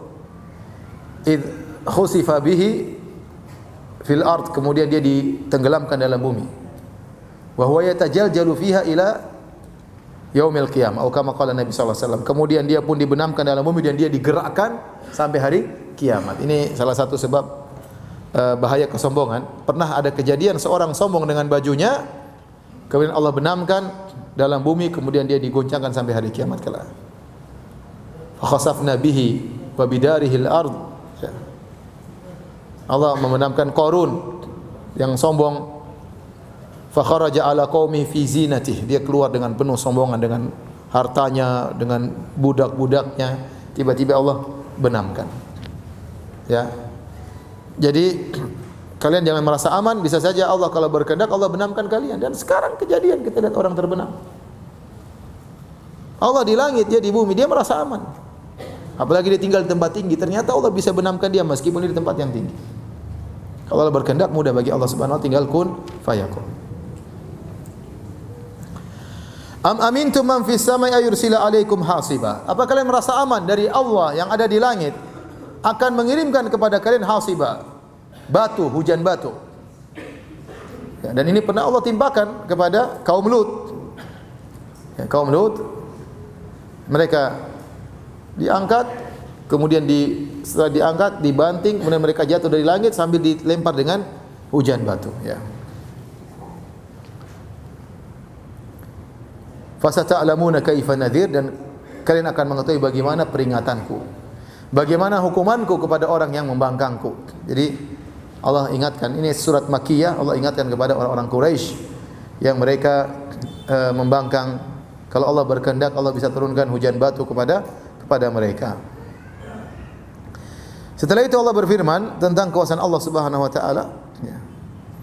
Kata Allah Subhanahu wa taala, awalam yarau ila at-tayri fawqahum, tidakkah mereka melihat kepada burung di atas mereka? Saffati wa yaqbidun. Saffat maksudnya burung-burung tatkala melebarkan sayap mereka waktu mereka berterbangan, itu namanya saffat. Wa yaqbidun maksudnya mereka burung-burung apa? Tatkala mau turun dia atau dia hinggah suatu tempat, dia menutup apa? Sayapnya. Ya. Siapa yang bisa menahan mereka? Mayumsikuhunna illar rahman. Tidak ada yang bisa menahan burung-burung tersebut di langit kecuali Allah Subhanahu wa taala. Betapa banyak hewan yang bentuknya seperti burung tapi tidak bisa terbang. Sayapnya juga ada, contoh bebek, enggak bisa terbang. Padahal sayapnya ada, unggas juga, ayam juga enggak bisa apa? Terbang. Kalau Allah berkehendak, Allah yang tahan mereka sehingga mereka bisa terbang. Allah yang menahan mereka. Ma yumsikuhunna illar rahman, tidak ada yang menahan mereka kecuali Ar-Rahman. Innahu bikulli syai'in basir, sungguhnya Allah Maha melihat atas segala sesuatu.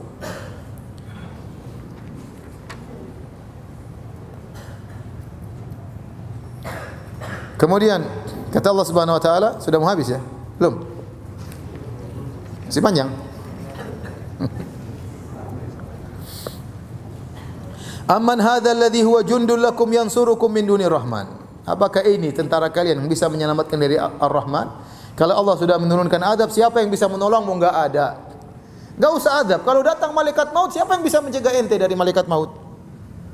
Jenderal bintang 7 pun, apalagi cuma bintang 4. Bintang 7 tidak bisa, udah pasukannya banyak, kalau malaikat maut datang, udah enggak selamat, enggak bisa. Enggak bisa. Mau raja, mau siapa, ya. Apalagi kalau azab Allah sudah turun, enggak ada yang selamat. Pasukan manapun tidak akan bisa menyelamatkan kalian. Inil kafiruna illa fi ghurur. Sungguh orang kafir terpedaya. Mereka menyangka mereka bisa melawan, mereka bisa ya. Apalagi seperti Abu Jahal yang begitu sombong, angkuh, ya.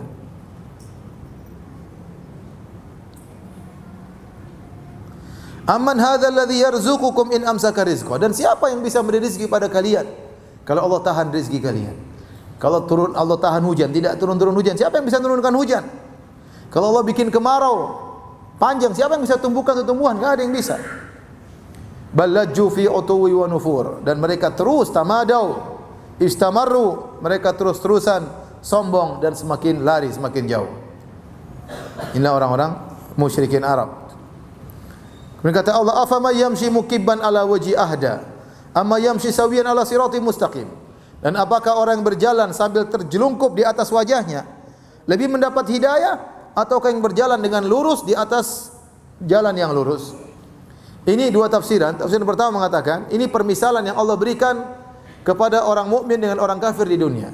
Orang kafir di dunia Allah samakan seperti afama yamshi mukibban ala wajhi, seperti orang berjalan di atas wajahnya. Artinya otaknya enggak dipakai. Ya. Akalnya tidak dia gunakan untuk beriman kepada Allah Subhanahu wa taala. Dan itu banyak orang-orang enggak berakal sekarang. Coba orang nyembah sapi, akalnya taruh di mana coba? Bayangkan ada satu negara, satu agama, mereka membagi manusia menjadi kasta, 4 kasta.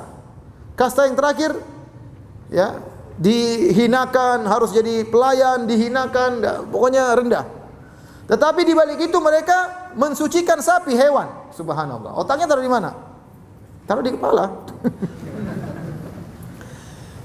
Bayangkan manusia mereka hinakan, sapi mereka sembah. Coba. Sapi yang jorok, yang enggak punya akal, yang pipis sembarangan, beol sembarangan, lebih suci daripada manusia kasta tersebut. Menyedihkan. Sampai sebagian mereka berkata, Gandhi berkata bahwasanya sapi lebih ikhlas daripada ibu saya.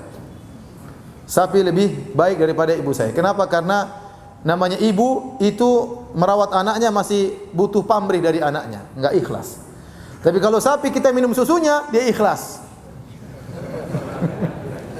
Kenapa dia ikhlas? Karena dia bahlul, dia enggak ngerti ikhlas. Coba, otak taruh di mana? Makanya afama yamshi mukibban ala wajhi. Orang kafir seperti orang jalan di atas kepala. Kepala itu buat mikir, bukan buat jalan. Ya. Ini bukan orang bilang otakmu jangan taruh di dengkul, otakmu taruh di kaki. Orang kafir. Gimana? Gimana Anda menyembah manusia Nabi Isa? Nabi Isa itu bukan Tuhan, ya akhi. Di mana otak Anda?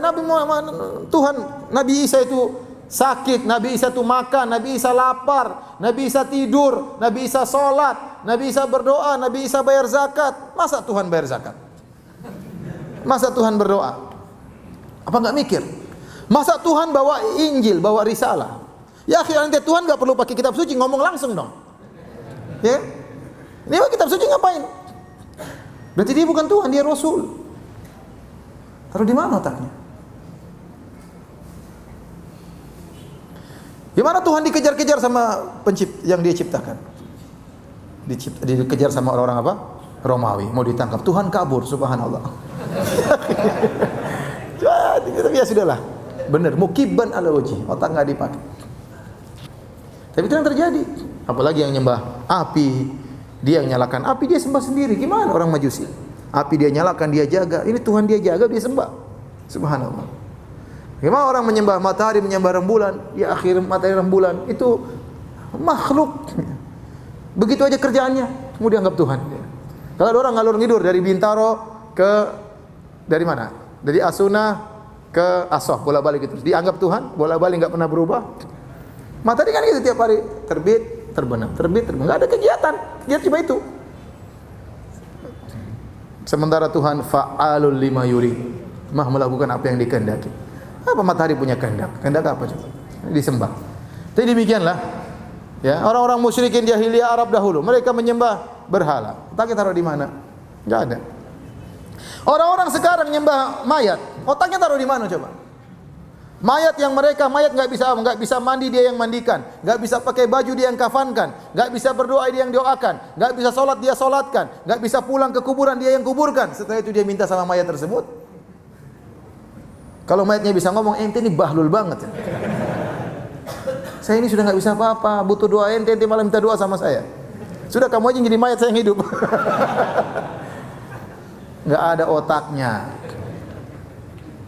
Mukibban ala wajhi, otaknya bukan cuma di dengkul, di kakinya. Afama yamshi mukibban ala wajhi ahda amma yamshi ala siratim mustaqim. Apakah mau sama dengan orang yang berjalan di atas jalan yang lurus? Ini tafsiran pertama adalah kinayah tentang orang kafir di atas muka bumi dan orang mukmin.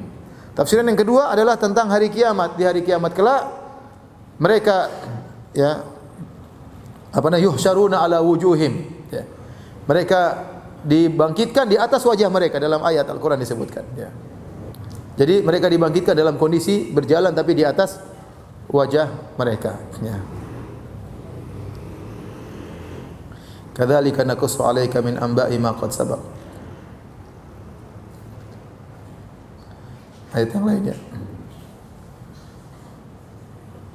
Yusyaruna ala wujim summan wa bukman wa umya.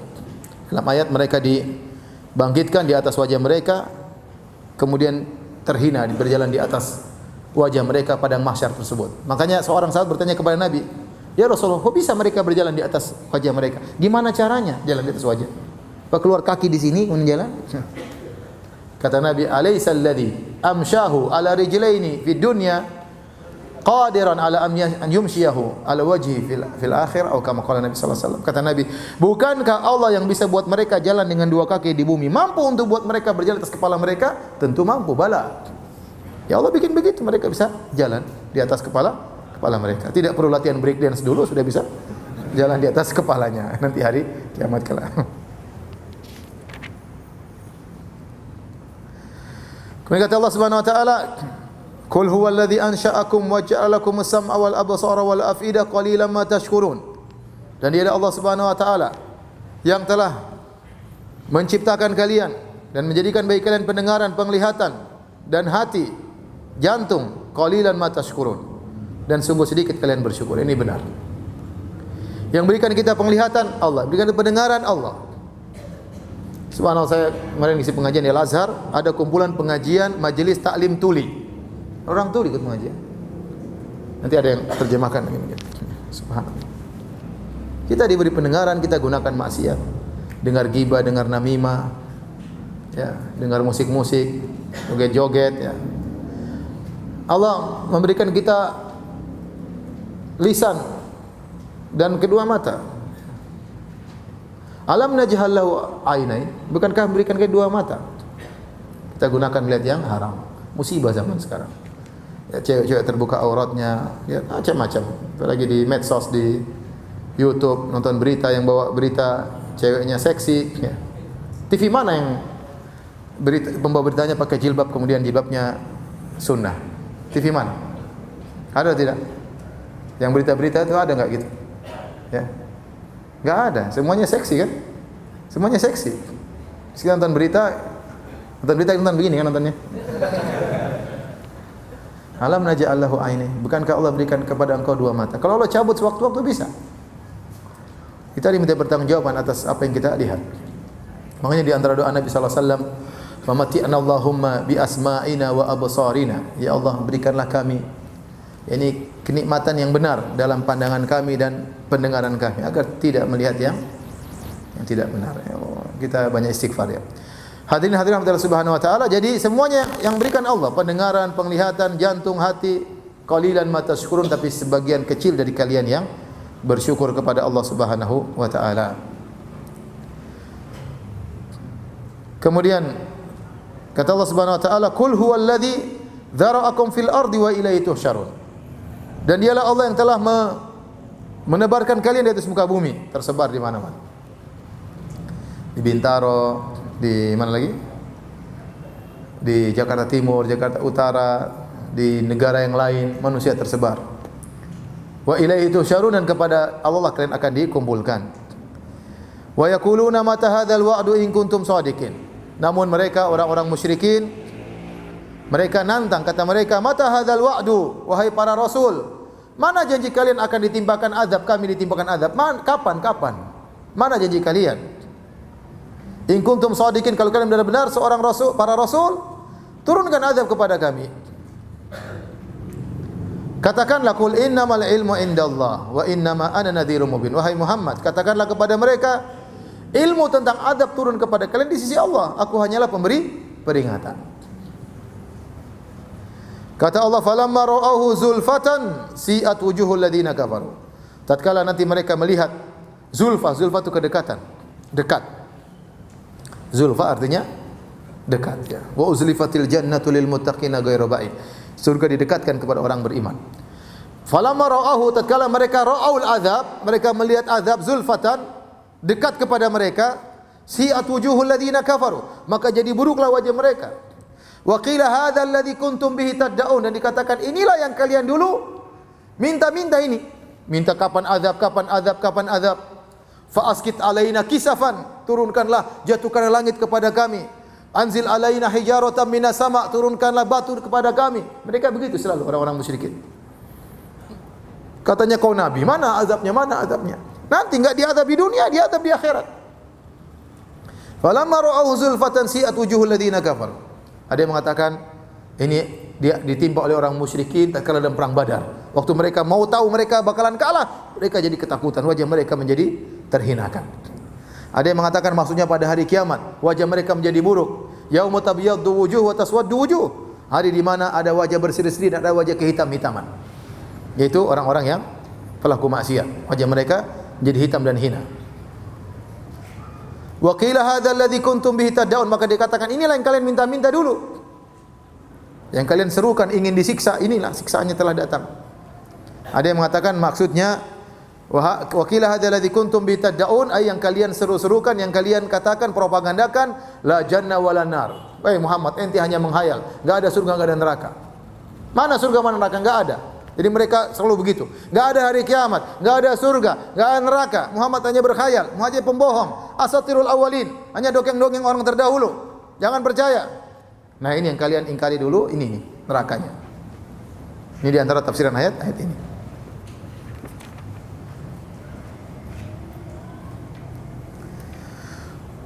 Qul ara'aytum in ahlakani Allah wa man ma'iya aw rahimana.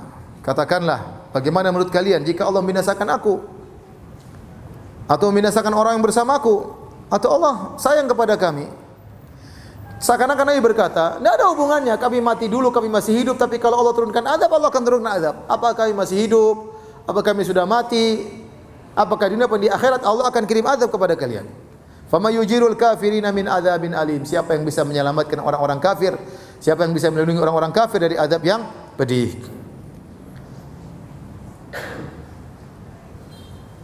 Qul huwar rahmanu amanna bihi wa alaihi tawakkalna. Katakanlah dialah Ar-Rahman yang Maha Penyayang. Kami beriman kepadanya dan kami bertawakal kepadanya.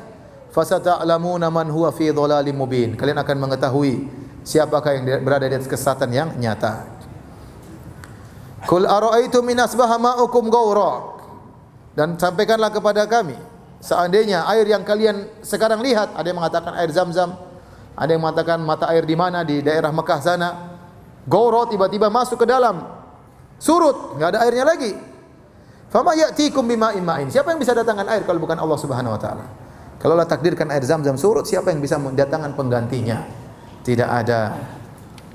Selesai ya? Alhamdulillah. Tinggal 33 menit. Kapan kita mau selesai? Tanya jawab. Selesai sekarang? Tanya jawab dulu. Tanya jawab dulu. Tanya jawab 15 menit. Silakan. Yang bertanya saya persilakan.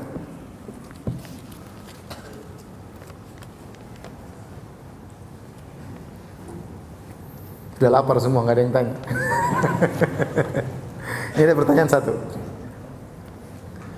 Mohon penjelasan kaitan hadis setiap umatku dimaafkan kecuali yang terang-terangan bermaksiat dengan hadis Sauban. Suatu kaum bawa kebaikan sebesar gunung Tihamah lalu Allah jadikan debu karena bermaksiat diam-diam. Sekilas kedua hadis kontradiktif. Ya. Adapun hadis pertama, kullu ummati mu'afan ilal mujahirin. Mu'afan bukan artinya dimaafkan, dari mu'afat. Setiap umatku akan selamat, tetapi keselamatan melazimkan pemaafan. Tapi kalau terjemahan letter like-nya bukan setiap umatku dimaafkan, tidak. Kullu ummatin mu'afan artinya setiap umatku selamat, diterima taubatnya oleh Allah misalnya, dijauhkan dari azab. Illal mujahirin, kecuali yang berlakukan maksiat terang-terangan. Terang-terangan maksudnya di depan orang umum, joget-joget, ya, berzina, dipamer-pamerkan, riba terang-terangan, ya. Silakan kantor riba, ya, misalnya, ya. Mau gade terjamin, riba terjamin, terang-terangan dia riba. Terang-terangan ini seperti ini susah untuk selamat. Kemudian kata Allah, wa inna minal mujahara. Kemudian kata Nabi, di antara bentuk terang-terangan yaitu orang bermaksiat sendirian, Allah tutup aibnya, kemudian dia ceritakan besoknya. Jadi dua bentuk. Bentuk pertama memang sejak awal dia terang-terangan, dia terbuka. Yang kedua Allah sudah tutup, kemudian dia ceritakan. Ini semuanya termasuk mujahara bil maksiyah. Berkaitan dengan kaitan hadis Thauban, ya, bahwasanya Nabi berkata, ya, la ya'tiyanna aqwamin ummati ya'tuna bi amsalil jibali, ya, tihamah, ya, faja'alaha haba'an mansura, atau kama qala Nabi sallallahu alaihi wasallam, akan ada kaumku yang datang dengan pahala sebesar gunung Tihamah. Kemudian Allah jadikan pahala tersebut hancur lebur. Kemudian siapa mereka? Kata Rasulullah sallallahu alaihi wasallam, kaumun idza khalau bi maharimillah intahakuha. Mereka adalah orang tatkala bersendirian melakukan maksiat maka mereka melanggar, ya. Hadis ini ditakwilkan oleh sebagian ulama, ya, di sini berkaitan dengan orang-orang yang kafir, ada yang mengatakan orang kafir, ya. Ya. Ada yang mengatakan orang-orang munafik, maksudnya, ya. Orang munafik bukan maksudnya orang yang saleh kemudian terkadang terjerumus dalam maksiat, terkadang tersesat, tenggelam dalam maksiat, ya. Tapi orang munafik. Karena hadis tadi mengatakan kalau orang yang bertaubat diterima apa? Taubatnya, atau dibawakan kepada orang-orang yang tidak bertaubat. Jadi tidak bertentangan sebenarnya hadisnya. Itu pun bagi yang menghasankan hadis ini. Allah alam bisawab. Ya.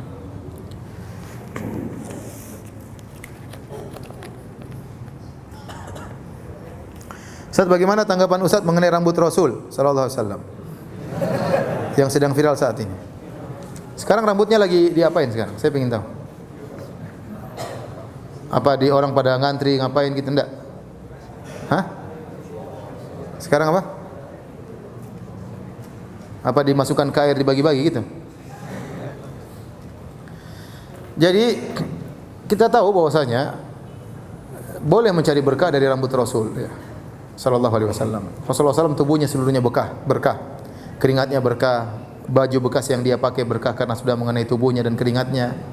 Ludahnya berkah, kalau Nabi buang ludah para sahabat berlomba-lomba mengambil ludahnya, ya. Sebagian tatkala perjanjian Hudaybiyah, ya. Kemudian Nabi SAW waktu haji Rasulullah SAW cukur rambut, Rasulullah bagi-bagi, ya. Menunjukkan seluruh anggota tubuh Nabi berkah. Kalau rambutnya masih ada, tidak apa-apa kita berusaha menciumnya, kita berusaha mungkin minum air dari yang direndam oleh rambut tersebut. Tapi jadi masalah, apakah rambutnya masih ada? Nah, untuk bisa tahu itu rambut Nabi atau tidak, asalnya itu bukan rambut Nabi. Hukum asal apa? Kalau orang datangkan ini rambut, asalnya rambut Nabi itu bukan? Asalnya bukan, karena rambut ini masih banyak kemungkinan, manusia ada miliaran. Kemungkinan yang pasti ini bukan rambut Nabi sampai kita datangkan bukti bahwasanya adalah rambutnya Nabi. Nah, bagaimana Anda bisa membuktikan rambut Nabi? Mau tidak mau harus dengan sanad. Siapa yang bawa rambut ini? Dari sahabat menuju tabi'in, tabi'in menuju tabi'ut tabi'in, kemudian seterusnya sehingga sampai kepada zaman sekarang yang mengatakan ini rambut Nabi, diriwayatkan dengan orang-orang yang jujur dan thiqat, terpercaya. Jadi itu tidak ada. Kalaupun ada rawinya, dari rawi ini sampai siapa yang memeriksa seluruh perawi tersebut? Apakah ada biografinya perawi-perawi ini? Tidak ada. Nah, kalau Anda tidak bisa membuktikan secara sanad, kalaupun ada sanadnya Anda tidak bisa periksa perawi-perawinya, bagaimana statusnya, jujur, terpercaya, pendusta, suka lupa, suka ngawur, ya. Tahu-tahu rambutnya sendiri dia pasang, ya enggak tahu. Dari mana Anda bisa buktikan rambut Nabi sallallahu alaihi wasallam? Sementara Imam Syafi'i, Imam Malik, Imam Ahmad tidak pernah mengatakan ada punya rambut Nabi sallallahu alaihi wasallam. Sementara tabi'in Sa'id bin Jubair, Ibnu Abbas dan yang tidak mengatakan pegang rambut Nabi sallallahu alaihi wasallam. Kemudian tahun 2019 di Indonesia ngaku pegang rambut apa? Nabi. Ya dapat dari mana? Oh, dari si fulan. Apakah mudah dia lepaskan gitu aja rambut Nabi? Dapat di Turki. Apakah mudah orang Turki kasih rambut Nabi sama ente misalnya? Bagaimana proses penerimanya? Siapa orang itu? Terlalu banyak pertanyaan. Berarti hukum asal itu rambut bukan rambut Nabi, kecuali ada dalil yang menunjukkan itu rambut Nabi. Nah, kalau hukum asal itu bukan rambut Nabi, maka hukum asal tidak boleh bertabaruk dengan rambut orang. Enggak boleh. Sampai ada dalil bahwasanya itu benar-benar rambut Nabi. Kalau nggak ada dalilnya, kalau ada dalilnya saya juga pingin cium rambut Nabi. Kalau ada dalilnya, ya. Kalau nggak ada dalilnya, hukum asal maka bukan. Dan alhamdulillah Nabi SAW juga tidak pernah memotivasi secara lisan mengatakan, ya jagalah rambut-rambutku, kemudian biarkan sampai umatku, tidak ada. Tapi Nabi tahu rambut beliau berkah, ya. Yang Nabi wasiatkan banyak ajaran-ajarannya. Jadi keberkahan, kalau kita tidak bisa dapat keberkahan di rambut Nabi, masih banyak keberkahan ajaran Nabi. Nabi mengajarkan salat malam, itu keberkahan luar biasa. Nabi ajarkan sedekah, itu keberkahan luar biasa. Antum mencari keberkahan dari ajaran Nabi sallallahu alaihi wasallam. Makanya Nabi mengatakan, al ulama warathatul anbiya wal anbiya lam yuwarithu dinar wala dirhaman wa inna warathul ilm. Faman akhadahu faqad akhadha hadzan wafiran. Para nabi adalah, ya, pewaris, para ulama pewaris para nabi, dan para nabi tidak mewariskan dinar dan dirham, tapi hanya mewariskan apa? Ilmu. Maka seorang berusaha mengambil keberkahan dari ilmu yang diajarkan oleh Nabi, hadis-hadis Nabi sallallahu alaihi wasallam.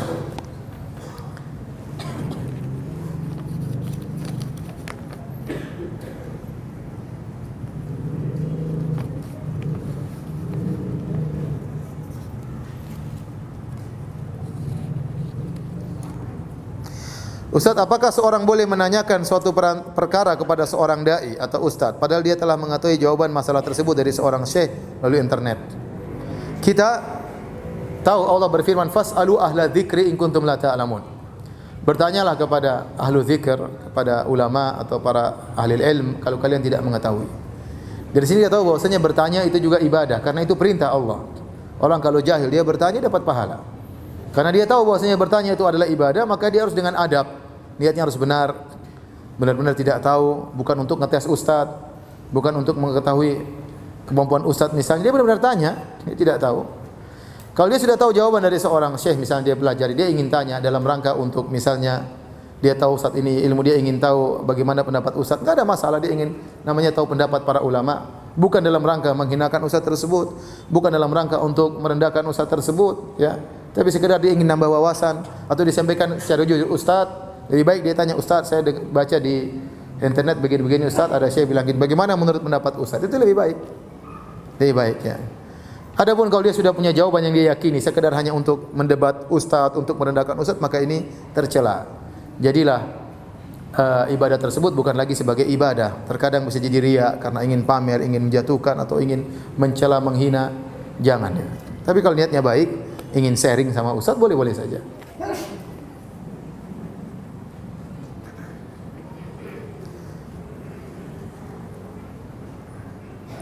Mohon nasihatnya mengenai merapatkan saf solat berjamaah. Apakah memang kaki harus benar-benar rapat?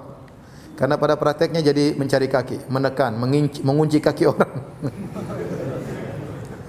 Bukankah berdosa? Ya, antum sunnahnya kita menempelkan kaki, sunnahnya, zahir hadis.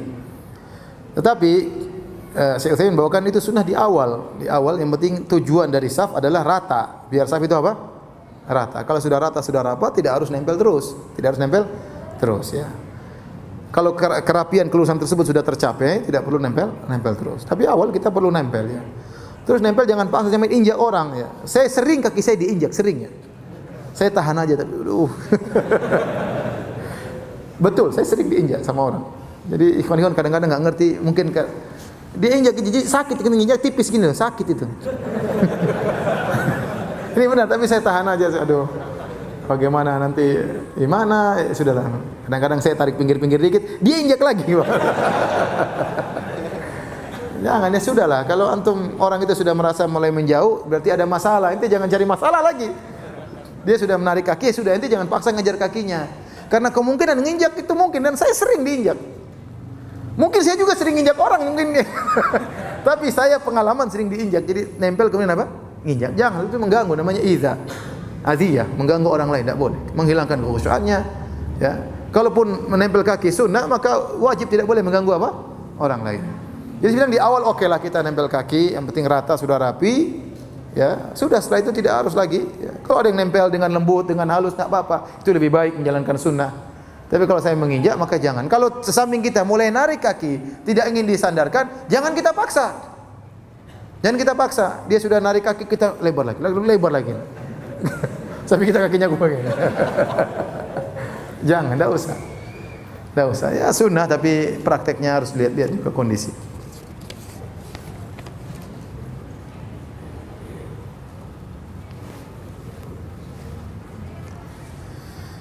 Saya ingin tahu bagaimana dengan ibrah Nabi mengamalkan baca surat Al-Mulk sebelum tidur. Hadisnya dhaif, Nabi baca setiap sebelum apa? Tidur.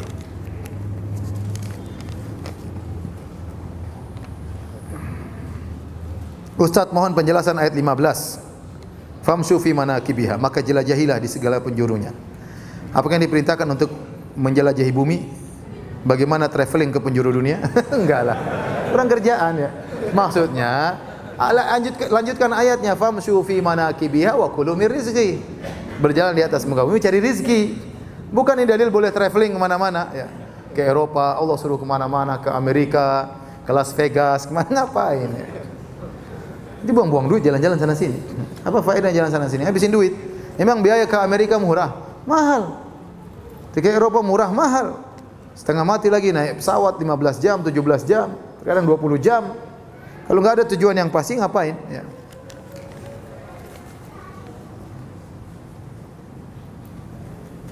Apakah boleh mengungkapkan jasa kebaikan kepada anak agar anak kita berempati? Apakah yang termasuk tidak ikhlas? Tidak. Kita mengajari anak kita. Ya, Allah mengingatkan jasa orang tua kepada anak-anak. Ya.